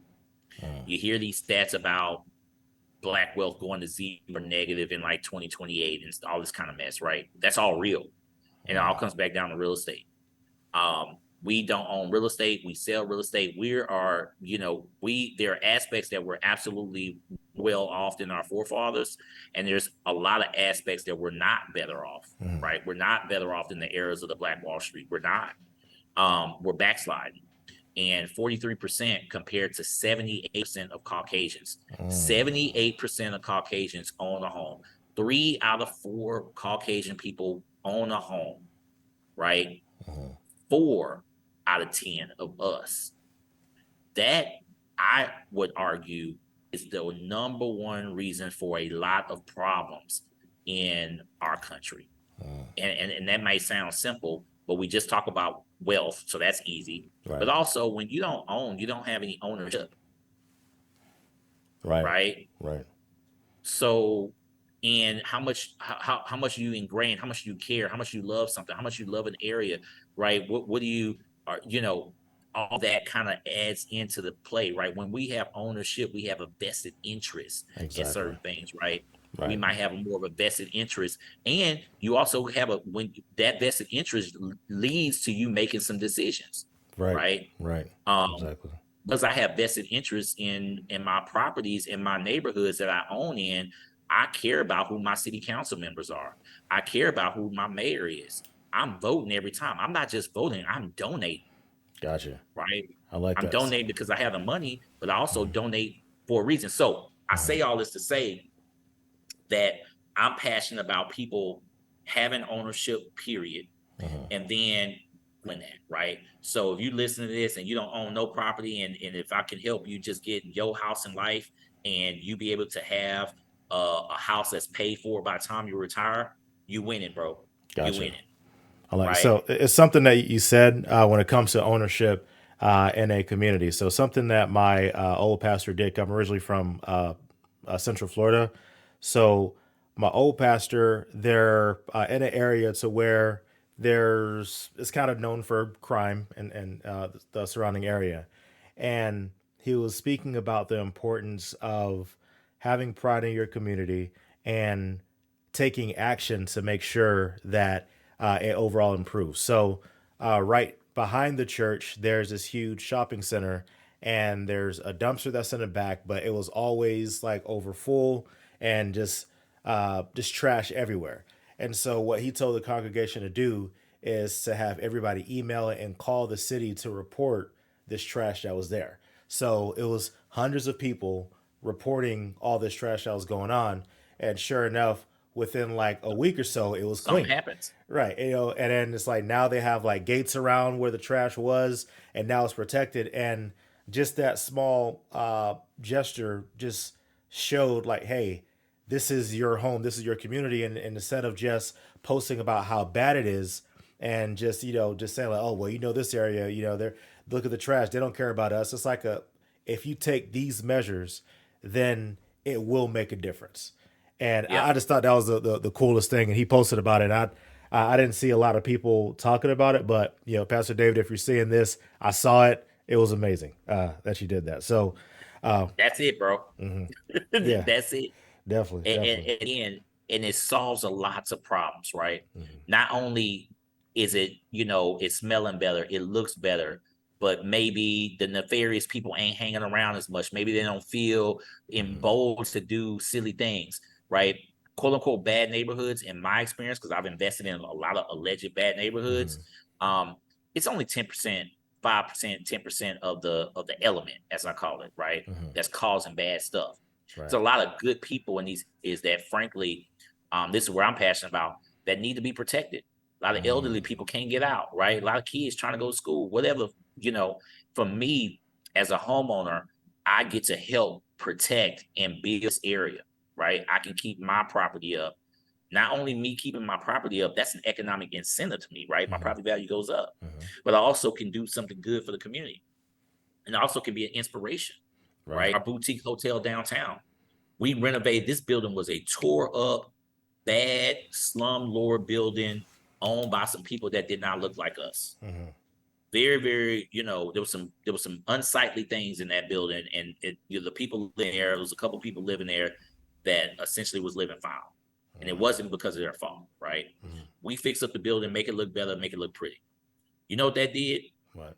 Another investor down the road bought another building, 13 unit down the road from me, built his Mm. up. One of my students bought a triplex at the end of my block, on the same block I'm on. Right. He did a triplex. I didn't even know he was one of my students. I didn't even know he was buying it. I Right. walked down the Right. street just to go see what was going on, Hmm. because I'm seeing the construction. I'm like, man, that's good. Bring my property value. And I'm Right. like, hey man, what's up? Right. Right? Right. Right. He did that. 6 months later, the people across the street from him just did. They're doing four fourplexes on the other block. Wow. Four fourplexes, Wow. right? Hmm. So now you got my 8 doors, you got that 16, you got that 3. All of these are nicer units now, making the whole area look better. Now everybody's a little bit more positive. You're smiling more. Hmm. You got the whole community feeling better about where you live, right? Right. And so, I tell people you can be the catalyst to an area. You know, I I like I that. I own some houses on some. I own one house for sure on a very notorious old school street in the '90s that was like in a rap song type street, Right. right? Like for real. Right. And I went in there. I went in there first. I got a homegirl that was one of the original founders of our Wealth Masterminds community, like 12 years ago. Hmm. The community just opened up, by the way. So basically, for the people that don't know, people like, oh, you just started a community. Our community's kind of been going for like 12 years. So the whole point of the community is basically it's a way for us all to just help each other, man. Like Right. we're doing the education piece. We're teaching about landlord. We're teaching about acquisition. My co-owner of the group, she's a fantastic lender. She's gonna teach you everything there is to know about how to get a loan and that you can possibly learn. Right. I got friends in the group that own over 200 doors. I got one friend, he owns over 800 doors. Right. So and it's inspirational. And most of us in the group has done some type of real estate to the point where ain't really a question that we can't really ask and get an Right. answer. So, you know, she went in, my homegirl, she went in on the same street right after me. Then someone else went after her. Now all of a sudden, I go over there. We had a tenant staying there for like 7, 8 years. Uh-huh. Which we start getting the tenant staying there 5, 6, 7, 8 years. You ain't going by as much, right? Right. And so the tenant moved out, and we doing the make ready, and we go in there and do the make ready, and we're getting it ready to rent it out to somebody else. And I noticed, and I bought this property for 60 grand in the on the street Right. that's in the rap song, right? Right. Um, and I'm over there, and I look across the street, literally across the house, right across the street from me, has a for sale sign up. Like I said, I bought this house, I don't know, 8, 9, 10 years ago, Mm-hmm. and for 60 grand, Mm-hmm. and we probably put 7 into it. Not, Mm. just good rental, whatever, right? Right. Making some dollars, not making a gang of money, but making some Right. dollars. Right. And I go across, I see the for sale sign. I look up under HAR, the house, the MLS, Mm-hmm. and this house is selling on the market 230. Let's go. Let's go. I love Let's it. go. Yeah. Like, Yeah. this, Yeah. this is what flipping don't do for you. Mm. Mm-hmm. So I could flip the property, made 20 grand back in the day. I could have flipped it probably worth 100 or something, 20, 30 grand, whatever, right? Right. Bro, I got some dollars in this thing now. Yeah. Yeah. Gotcha. Gotcha. You Yeah. know. So That's anyway, a good point. That's a good point. It's so but flipping is good. Like, I'm not hating on flipping. If you need to get that cash up so you can go take down some bigger deals, right. great way to Exactly. get started. Right. Right. And that's pretty much where I was leaning towards because I hear the different ideologies of different people's approaches, and I do feel like there's tiers to go to. So I'm a part of this group that's in Houston. It's the Total Wealth Academy. Yeah, And I'm no total well. yeah. Yeah. So I was going to one of his presentations, and he was just kind of explaining. He had like this chart showing on the far left side at the beginning. You got your wholesaling, and then you go to your flipping, and then your single family rents, and then eventually you want to graduate into the right side, which is going into syndications and having the monthly cash flow, and then being a part of exits. So, I guess in your opinion, would you rather be at the single family and multifamily hold for an extended period of time, or would you do you think it's better to be a part of those syndications and then just rolling your funds into the next syndication? Yeah, I mean, so I did the I know Total Wealth Academy, I know Lifestyles, all those guys, right? They all kind of talking the same stuff. Mhm.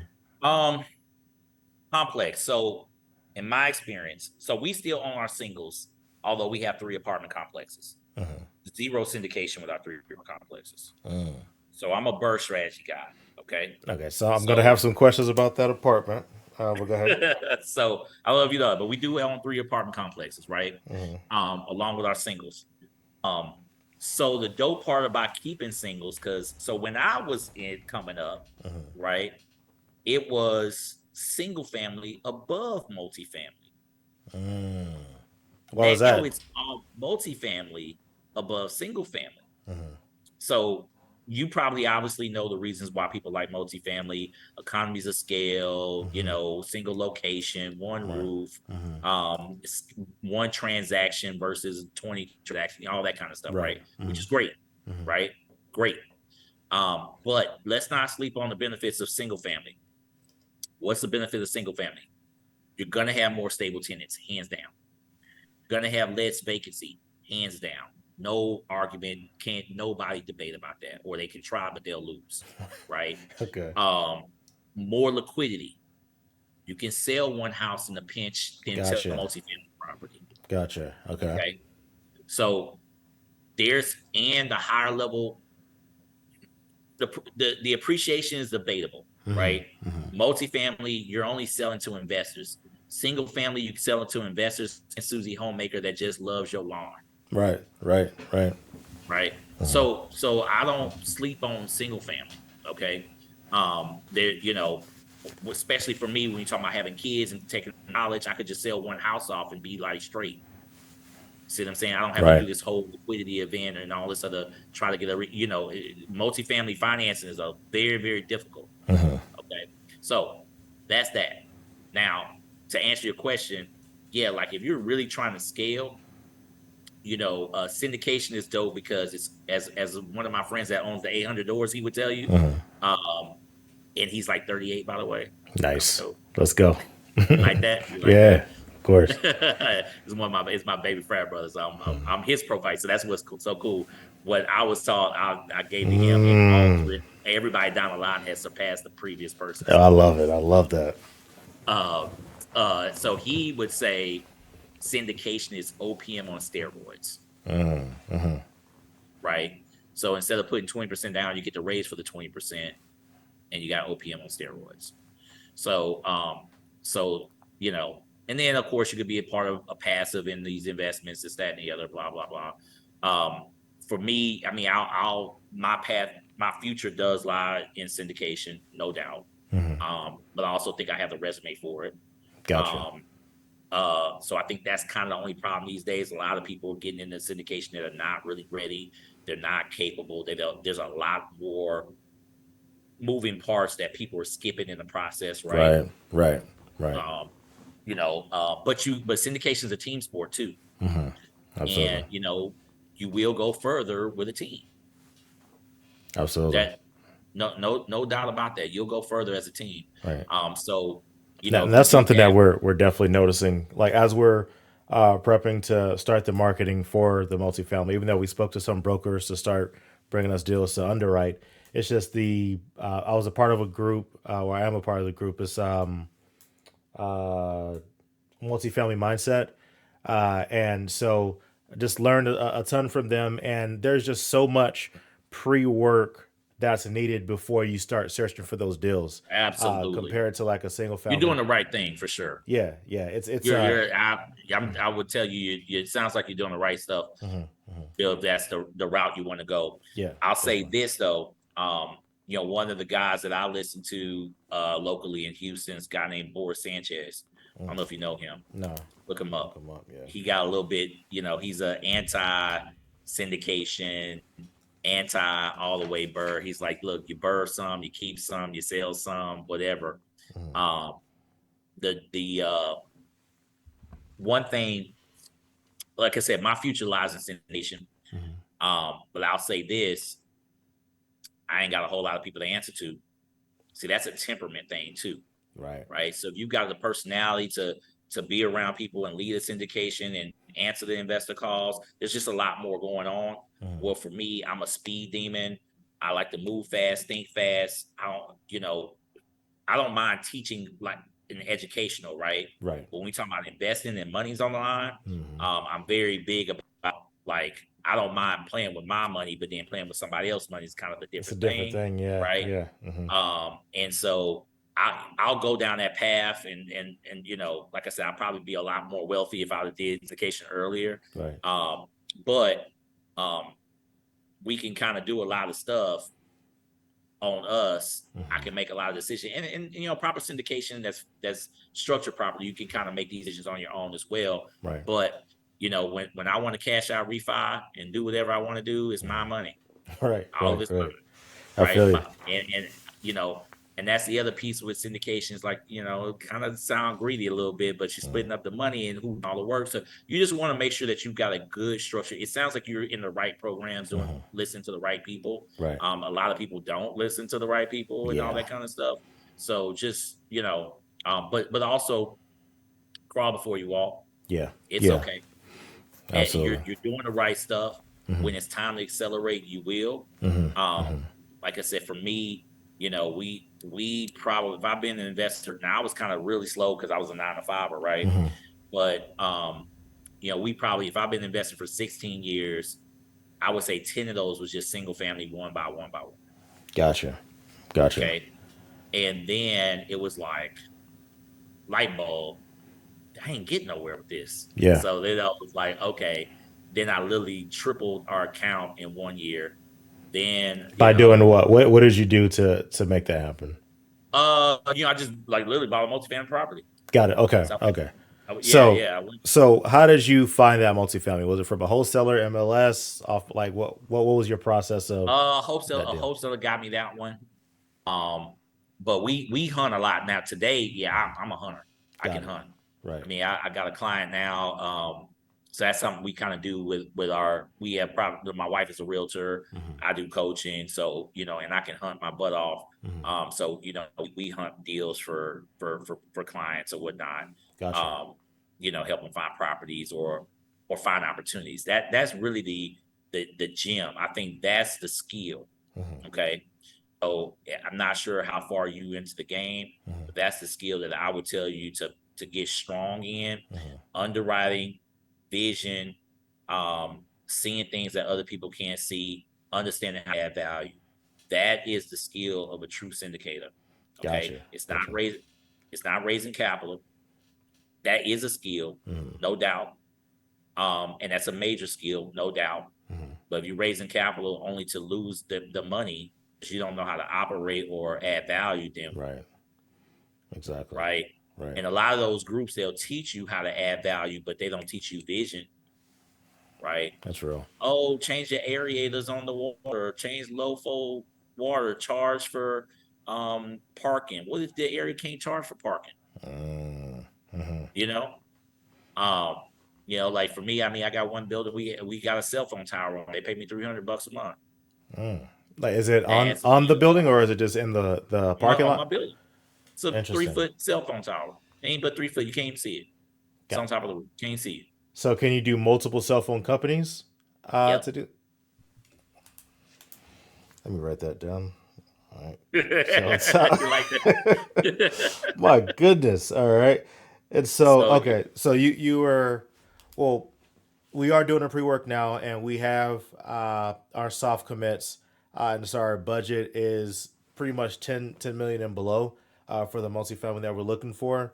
And so I'll say this to you: if you find anything that's 10 million or below, my wife and I are looking for a oh, multifamily.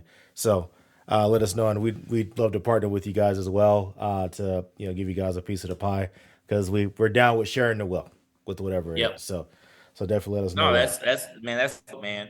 And like I said, man, keep pushing, bro.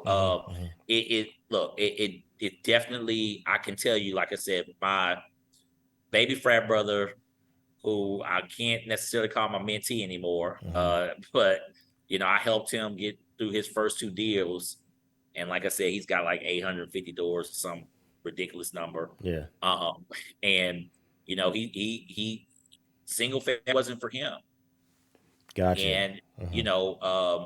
and I actually, I've told him this, so it ain't capping. Hmm. When he first got into his first couple of deals, and he was having some struggles with landlord and all that kind of stuff, Hmm. I didn't think he was going to stay in real estate. Hmm. And Hmm. he's a lifestyles guy, which same as like total wealth. Hmm. I'll say. Yeah, Um, but no, he took the syndication. He got good raising capital, but the big thing was the vision, understanding value, understanding people, the consumer. At this level, I think that's really because at the end of the day, a lot of people can talk and raise capital and do all that and get a deal and buy a deal, right? right, Can you actually? Because what is underwriting a spreadsheet? That's just a piece of paper. right, right. Can you execute that piece of paper? Exactly. That's real. That's real. Yeah, Can you do what you said you were going to do in that piece of paper right. in the timeline that you said you were going to do? That's the hard part, Hmm. right? But it does come with good planning, man. You're doing all the right stuff. It sounds like you're doing your homework. You're Hmm. talking to the right people. Right. Um, I would say get out there, go drive for dollars and all that kind of stuff. That sounds cliche, but it's Hmm. real. Hmm. Um, a lot of that stuff is real. Um, Gotcha. and you'll be fine. And but you can do with brokers. I can, like I say, you hit me up, man. I can see some stuff. Gotcha. Cool. We're always looking at stuff. I'm on a lot of wholesale deals. I mean, I'm on a lot of lists. Yeah. Um, with a lot of people. The broker play is good. Mhm. You want to plug in with them. So do you think so what I'm finding with a lot of brokers though, because the relationship isn't built yet, I'm getting a lot of, for lack of better words, trash, right? And so, uh, would you say that it's even like it's probably cool to have brokers, but the real deals are just gonna come from just you reaching out directly to sellers? Um, you got to realize like this ain't so all the stuff that you might have learned. I'm assuming you learned a lot of wholesale, all these type of here, whatever. Right. Go direct to seller, blah blah. Yeah. That's single family talk. Gotcha. Okay, Mhm. you got to understand who you're dealing with. You're dealing with high level investors. Hmm. Anybody who has bought an 80 unit or 50 unit complex, it's not grandma that don't know her value of her property. Right. I mean, for real. Right. You know what I'm Right. saying? Hmm. Now I ain't gonna lie, the 3 properties that I bought, I was able to get all of them based on a distress situation Gotcha. or somebody's ignorant some type of way. My first property, um, every 2 weeks they were having a snake out the building. They thought they had a crack pipe in the ground, Mm. and essentially, like the guy didn't know how to solve the problem. The plumbing was backing up for the whole building, like literally every 2 weeks. He was Mhm. snaking it out every 2 weeks. Right. Didn't know was you don't use a snake on a commercial building. Mm. Okay. So that he ended up selling that to me to a discount, thinking he was getting over on me, lying. Basically, he said everything's fine, and then I get the building. First 3 months, we snaking it every day. I'm like, what the hell? I'm like, oh, this is why you sold it, right? Mm. So, So what ended I up was being able. the issue? Oh, I mean, you don't use a snake on a commercial building. Mm. The building's probably 100,000 square feet, Hmm. in length of the pipes, and he's using a 50-foot snake. Gotcha. He Gotcha. ain't going Okay. nowhere. Right. Right. Right. So you use a water jet. He Gotcha. didn't know what a water Okay. jet was. I didn't know what a water jet was, but I was problem solving. Called Gotcha. around, talked to people. I got friends. There you Hmm. go. Use a water jet. All right, cool. Solve that problem. Gotcha. Next building, they were slumlords out of Shanghai. They Mm. didn't even live in America, Hmm. right? Next building, old man was 90 years old. Daughter inherited the property. She finally took over the property. She's 67 years old. Mm.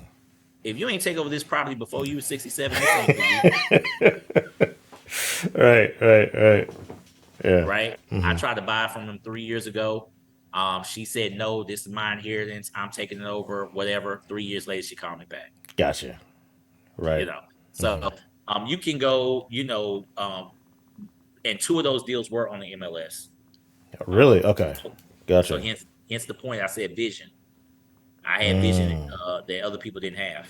So what are some of the vision that you had when you sell the Uh, property and you're like, okay, we can do this, maybe add a couple of years. Like, what was that vision and what was the implementation of it? so like my dope one that had the most vision was our boutique hotel downtown in Third Ward. Mm. Third Ward. Hmm. I see what's going on. I see the improvement, and I love the area, and I have vision for the area, Right. Right. Okay. right? The vision, simply put, I can go on the second balcony and see the downtown skyline. Gotcha. I, Gotcha. I can go to I can drive the Toyota. I can get you in the Uber and pay $6 for an Uber to be at Toyota Center. I Gotcha. just got 2 bookings for Beyonce's concert while we were talking. There you go. Can you look down on my phone? Those are 2 bookings for Beyonce concert. Gotcha. Gotcha. Gotcha. Boom. You see Interesting. what I'm saying? Yeah. Because location, location, location. Yeah. All they saw was a black neighborhood. Okay, cool. That's what Got you it. see. I see something different. I Thank you. love that. I love that. Right. So Right. somebody else's trash is somebody else's treasure. Somebody execution. My third building that I'm working on right now, Hmm. she grew up on the property. Her daddy bought it 30 years ago. Mm. The biggest problem for a lot of landlords, how do they become tired landlords? Because they can no longer see beyond themselves.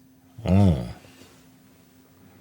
You're buying from other landlords. You got to understand these are sophisticated people. Right. This is not play people, Hmm. right? This is not Grandma Susie or some family arguing about inheritance, Right. right? Mhm.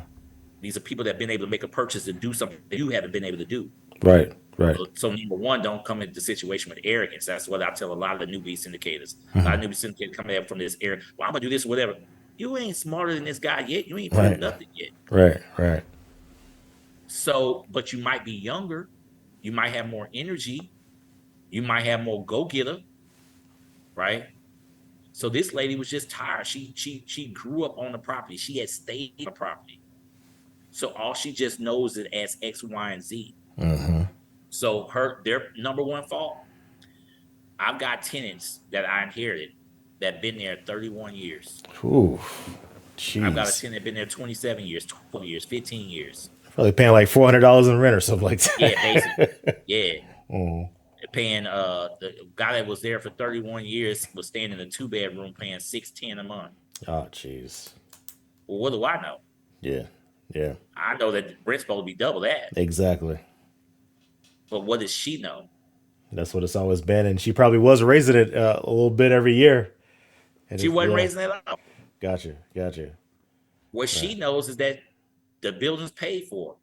What she knows is that it's worth a certain price because the tax appraisal says it's worth a certain price. She ain't in the business. She ain't in the game. Right. Right. She wasn't in the game. So that's where your benefit can come from. That's where your advantage can come from. That you're going to know present pricing, present valuations, cap rates, you know, rent pricing, all that kind of stuff. Now, but you said that was listed, or was that? That was listed 3 years ago, and then Gotcha. Okay. well, that was listed. It was originally listed. We offered. Mm-hmm. She declined, and hit me up privately away from the realtors because she was greedy. That's another hustle. I use people greed against them. In all three scenarios, the person thought they were getting over on me, selling me a lemon because they were greedy, and but they didn't know what I knew. So, Gotcha. or they didn't have the vision I had, right? Gotcha. So Cool. for me, I was like, oh, okay, well, your pricing is like way low. Yeah. All she knew is she was making $7,000 a month. That's what she was gonna forever make. I'm like, man, you got 15,000 in this building. What you doing? Right. So I feel you. it's I feel you. Yeah. you know, so these are the advantages, you know, and I'm sure that they all teach all that kind of stuff at Yeah. Total Wealth or whatnot. Right. Definitely. But I would say get out there, go drive these, like learn these neighborhoods. Don't trust nobody's numbers. I'm sure you know that. Absolutely. You know, and you can have a vision that no one else in the transaction have.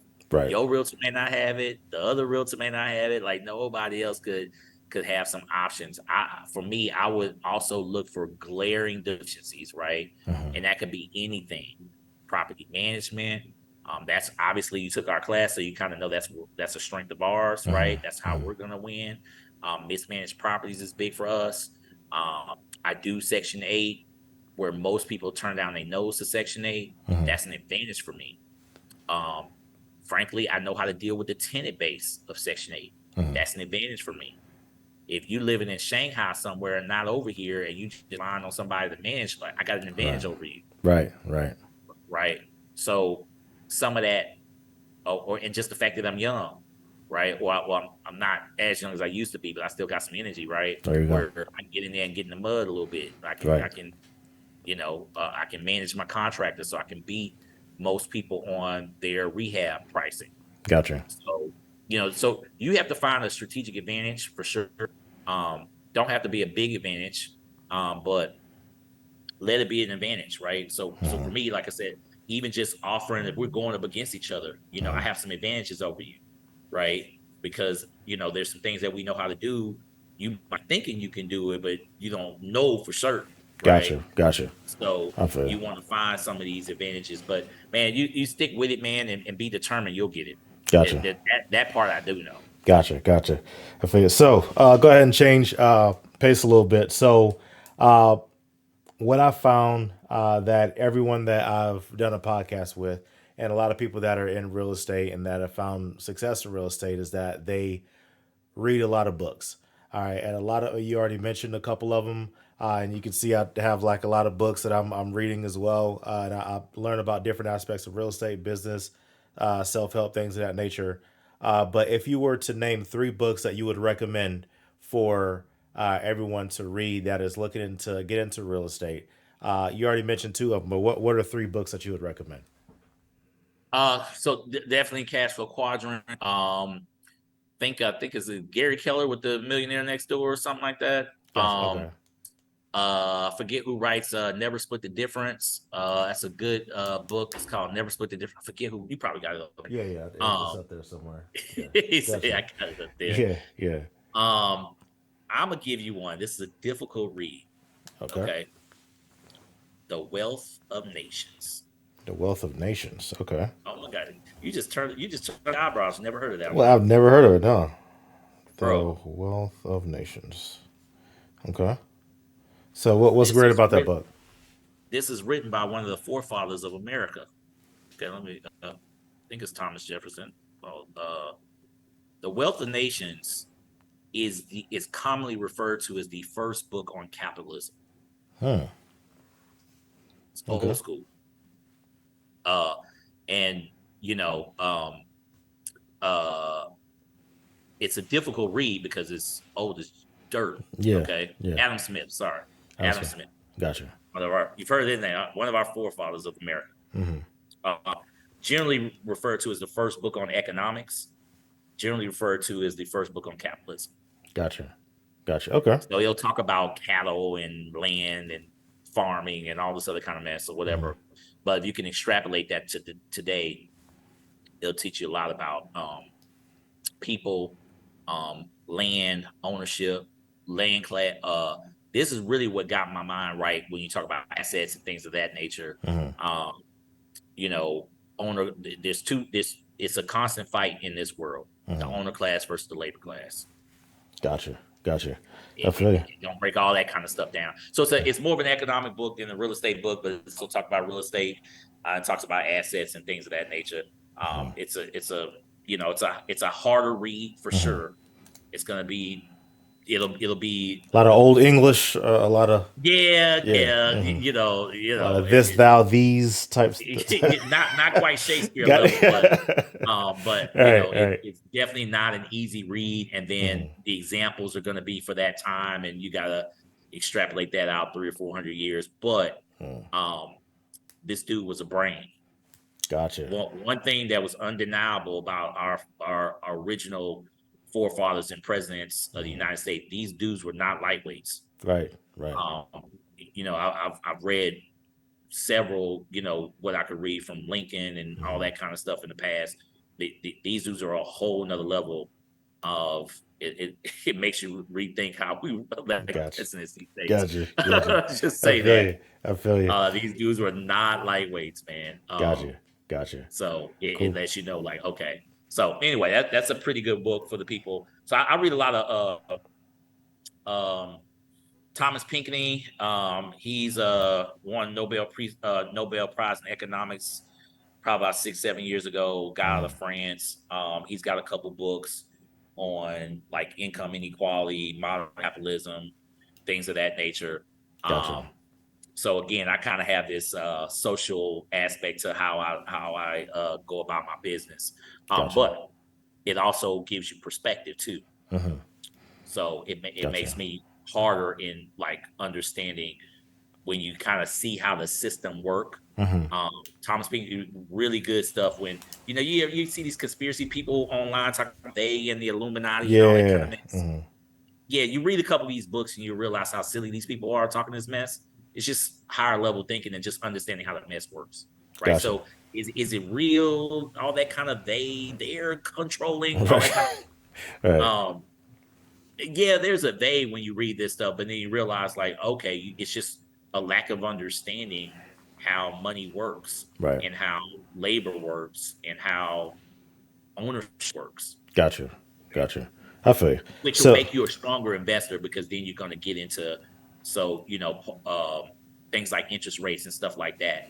mm, So I would actually tell you to kind of you got a chance, man, some of that stuff before you kind of go hard on it, buying multifamily because you'll start to understand interest rates, which have a direct correlation to valuation and how to buy and mhm. see there's an avalanche of commercial buildings that's about to go under in the Yeah, next. Yeah.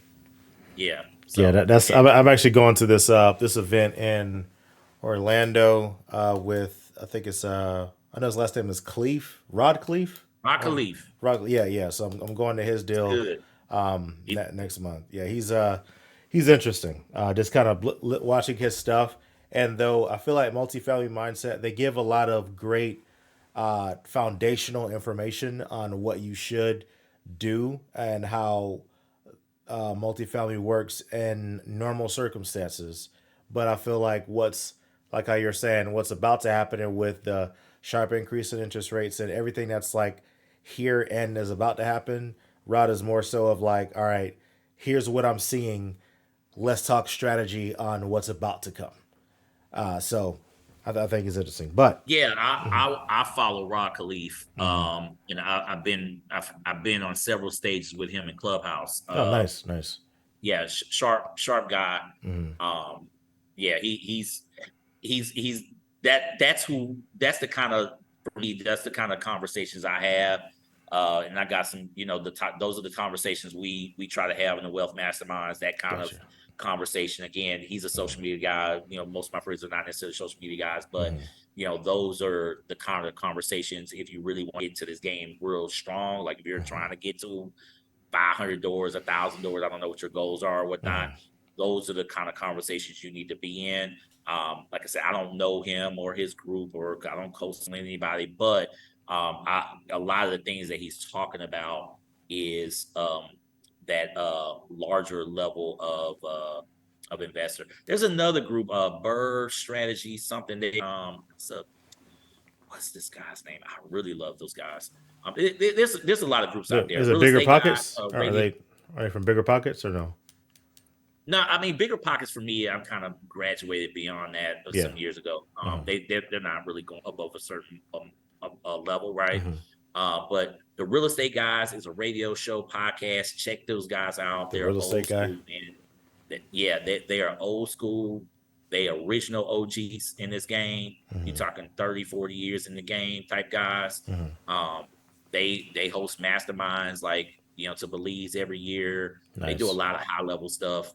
If Mhm. you talk to people that are really in the name, everybody follows the high level, the rock leads. That's who they follow. I Gotcha. don't know if he follows, but Yeah. you see what I'm saying? The real estate They guys is what they're called. yeah, it's a podcast radio show. Gotcha. They're another level. Gotcha. Um, Cool. I mean, they run in the Robert Kiyosaki circles.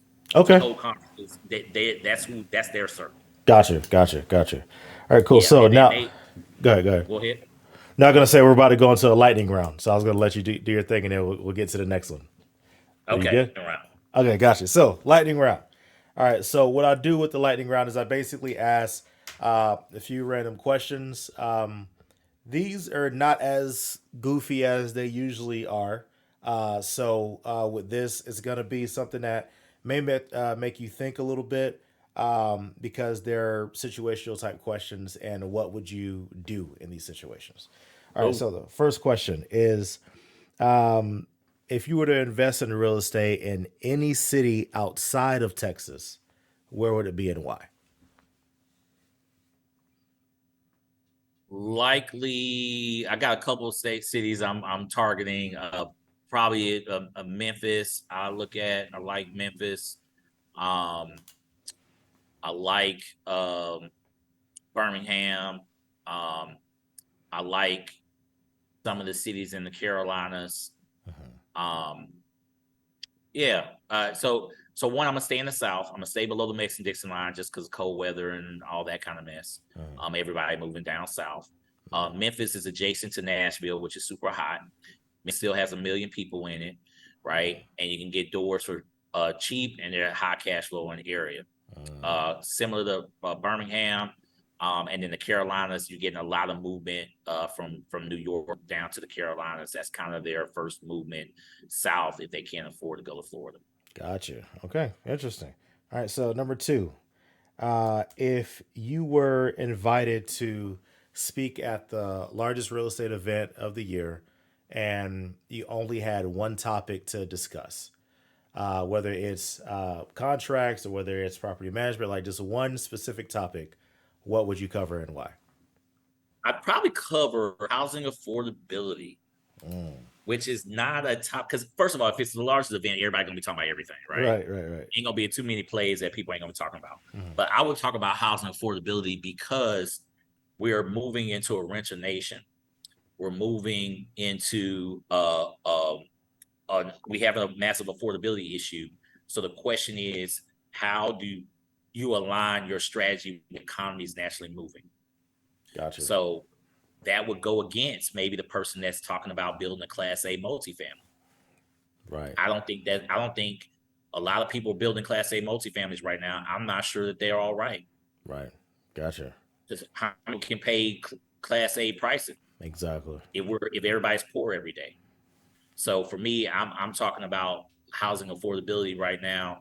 I'm Mhm. talking about how to build or how to stay adjacent to market is. And I think the market in the future for the next 30 years is going to be some form of being able to offer a product that the majority of Americans can afford. Okay, this is not a lightning round question, but this is kind of random because you brought up affordability. What is your opinion on neighborhoods that are developed specifically for renting? So single family houses, Build a rent. build You to talking about rent. the build a rent neighborhoods? Exactly. Smartest play in the game right now. Gotcha. Well, Gotcha. building to rent in an opportunity zone might be the smartest play in the game. Well, building to rent an affordable rental in an opportunity zone might be the smartest play in the Got game it. right Got it. Okay. now. Yeah. All right. And so number three, if you were to switch roles with one musician for 1 year, past or present, who would it be and why? Andre 3000. Audrey, okay, right away. Okay, gotcha. So talk about that. Why is that? I just like him. He a cool dude. Okay, he, gotcha. All right, he's cool. Is one of my because the way he comes off, he was a superstar. He could have probably his career could have probably been bigger than what it was. yeah, But I don't think he ever really got beyond himself to be some person that he wasn't, which I gotcha. can always respect. Love that. All right, and number four, if you could invest in either, I think you kind of answered this, either single family or multifamily for the rest of your life, which one would it be and why? It'll likely be multifamily going forward. Gotcha. And you kind of touched on that, but mainly just the overall benefits, economies of scale. Economy scale, yeah. Gotcha. And really honestly, um, it's the ability to hire, right? That's the key. Mhm. Being able to hire property management, being able to have the budget, right? So single family being more spread out, it's just over time it gets a lot more harder to manage. Whereas a multifamily, you could have 100 doors in one location, and you can manage. You can have enough income to come in to where you can pay a reasonable salary for somebody to manage it properly. Gotcha. All right, and so that was a lightning round, so it wasn't too crazy with the questions I asked you.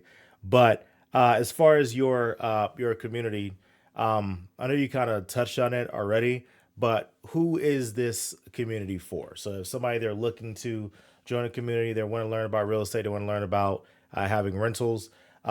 Who is this? Who is this community for, and what will they benefit from it? Yeah, the community is really for the person that's trying to be a real estate. I would say it's it's probably for the already a real estate investor. Do we have products and do we offer and do we have support for the newbies? Yeah, but I'll say who it's not for. It's not for the person. We're not teaching. We're not doing the whole zero down, don't have no money type of stuff. That's not really us. There's a lot of people in that space. Mhm. We're truly about wealth building, right? So we're leaning towards the true building person. So I'll say I'll give you ideas of our new members, right? Mhm. A new member that just joined already got 33 doors. New Mhm. member that just joined got 9 doors already, right? Mhm. Not to say that you need new doors or whatever, and we have plenty of people in the community that's trying to get their first property for sure. Right. But what we're trying to do is, if you're looking to accelerate, we're your people, Gotcha. right? Like Cool. if you're looking to accelerate, we're your people. Accelerate in a healthy manner, Gotcha. right? So it's true we're going from step A to, B. So our new members who don't have a lot of doors or any of that kind of stuff, we hammer them hard on personal finance, personal financial statements, lines of credit, things of that nature, right? We're really helping them stop, get your fundamentals right. You got some debt, we're gonna pay that down. Like we're truly on that first, right? Then you can graduate to go get some, property, et cetera, et cetera. Gotcha. If you are already got some doors, okay, maybe you need help with management, or maybe you need help getting that line of credit and don't know how to work line of credit. Maybe you need help getting that first agency debt loan because you never got an agency debt before. Or like one of our members, I mean, he's out of multifamily. He's not even in multifamily no more. He owns over $200 million of real estate. He's straight commercial, right? I love it. So we've got people that can kind of help people graduate to the next steps that they want to be at, myself included, right? A lot of people I'm just the guy that bringing everybody together. Okay. I'm not the wealthiest person in the there's at least four or five people that got more got me by a mile. Right. Right. So it's truly a collaboration of minds. And like I said, for people that, and I would say this, we're the no cap zone either too. We're the no cap zone. It's not if you know me, I'm a straight shooter. I'm very hardcore in how I talk. So we do a whole lot of, I'm the gatekeeper. That's what I call it. I'm more the gatekeeper. Right. My job is to kind of protect everybody from stuff. There you go. Gotcha. Yeah. Cool. All right. And so how would they get that information if they wanted to join, if they wanted to know more about this group, where do they go? Yeah, I'm a side of wealthmastermindsacademy.com. There you go. Wealthmastermindsacademy.com or onaje10k.com or Onaje Barnes on all social media channels. You can find me. You can join the community. If you just want to test out the community, you could probably I've got classes all the time. We're doing 1 or 2 classes a month. Our next couple classes, we're doing a class on title. Got a owner of a title company who come and teach us how to kind of the tricks and the trades of title, right? Not just the transactional piece, but the gems, right? Gotcha. I got my good friend. He's going to teach us about insurance and the importance of insurance and things of that nature. Got another friend teach about taxes. So after that, we're going to talk about building. So we've got a lot of people beyond myself teaching classes. And so so one, I'll tell you, tap in early because being the year, the price is going up. We're going to be more, but we're highly affordable right now to kind of get people in. But like I said, if it's something that you just want to test out, I've got some paid classes that people can just join and come check us out, or I've got some free classes that people can join and come check us out and then come see what we got going on. And if they want to join, cool. If they want to do something else, hey man, cool. Just go do something. Right. It ain't got to be my community. I would just say, get around some people that you can rock with, that's got your back, that's generally looking for you to grow yourself and help you out and pursue your journey. And I'd say just take some action with something. Gotcha. I love it. And so if you were to leave with some words of wisdom for people that are looking to get into real estate, rentals, whatever, what would you tell them? I think real estate is still the easiest path in America to get to wealth. It's not realistic for the average person to go start the new app or the new website or the new social media this or whatever. I'm not saying you can't. I'm just saying for the average person that came from regular humble beginnings like myself, right? This still is one of the best paths to making it, however you define making it in this country. However, it ain't gonna be that way for long. In real estate, I do think real estate will start over the next decade or so, get out of reach for a lot of people.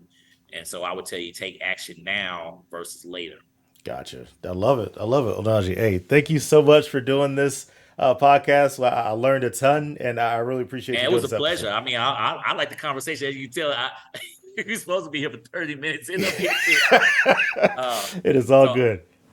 I generally enjoyed the conversation, man. We should definitely. I didn't realize you were in Fulshear or local. Oh yeah, I'm So super local, yeah, man. Yeah, we definitely gonna do something yeah. real soon. Definitely. Well, what's crazy? I mean, I'm not. I got to head back into the city, but I'm in Katy right now. Gotcha. Yeah, man, we definitely tap in. We got some events coming up, man. I definitely invite you to. Um, yeah, and I've got I got one I got in my mind. I haven't put it on the books yet, but we're Mhm. gonna do a contracting class plus Home Depot field trip Let's plus go. field trip to my apartment Let's complex that we're go. renovating right now. Okay. So When is this happening? I want to get a ticket right now. When is it happening? it's gonna be so I just kind of put all this together or Okay. whatever, Okay. but Okay. it's gonna be in the next couple of weeks because I'm not gonna have this opportunity of renovating a full apartment complex like in the moment, right? Right. Right. So we got 4 more units we're doing, and my contractor is moving fast. Hmm. So we got to get this on the books now because I mean that's just a rare opportunity to see somebody actually renovating an apartment complex in the moment. Right. And like I said, the biggest gem might be the Home Depot trip. Okay. Okay. Cool. The, Cool. the biggest gem might be the Home Depot trip Gotcha. for the newbies, right? For Right. Right. sure. So just one that's kind of gonna be my next class, and like I said, man, just local people in Houston is gonna be because we did a couple pop-ups before, and this should be a good one. Yeah. Now, is it are you just gonna post it in the group, or how are you gonna announce it whenever it's available? So some of our classes are private to the group, and then this one will probably be public. Like I think you went to the property management course. Right. That one was public. We'll do this one public Okay. as well. Cool. Just so again, but it'll probably unfortunately, unlike Zoom, I can't fit but too many people, in the unit. So we'll probably keep that to a tight Gotcha. group, Gotcha. but it should be really good. Like, so if you're like I said, if you're local to Houston, man, I'd say, hey, this will be good. Absolutely. Cool. Awesome. Well, thank you so much, man. Greatly appreciate it.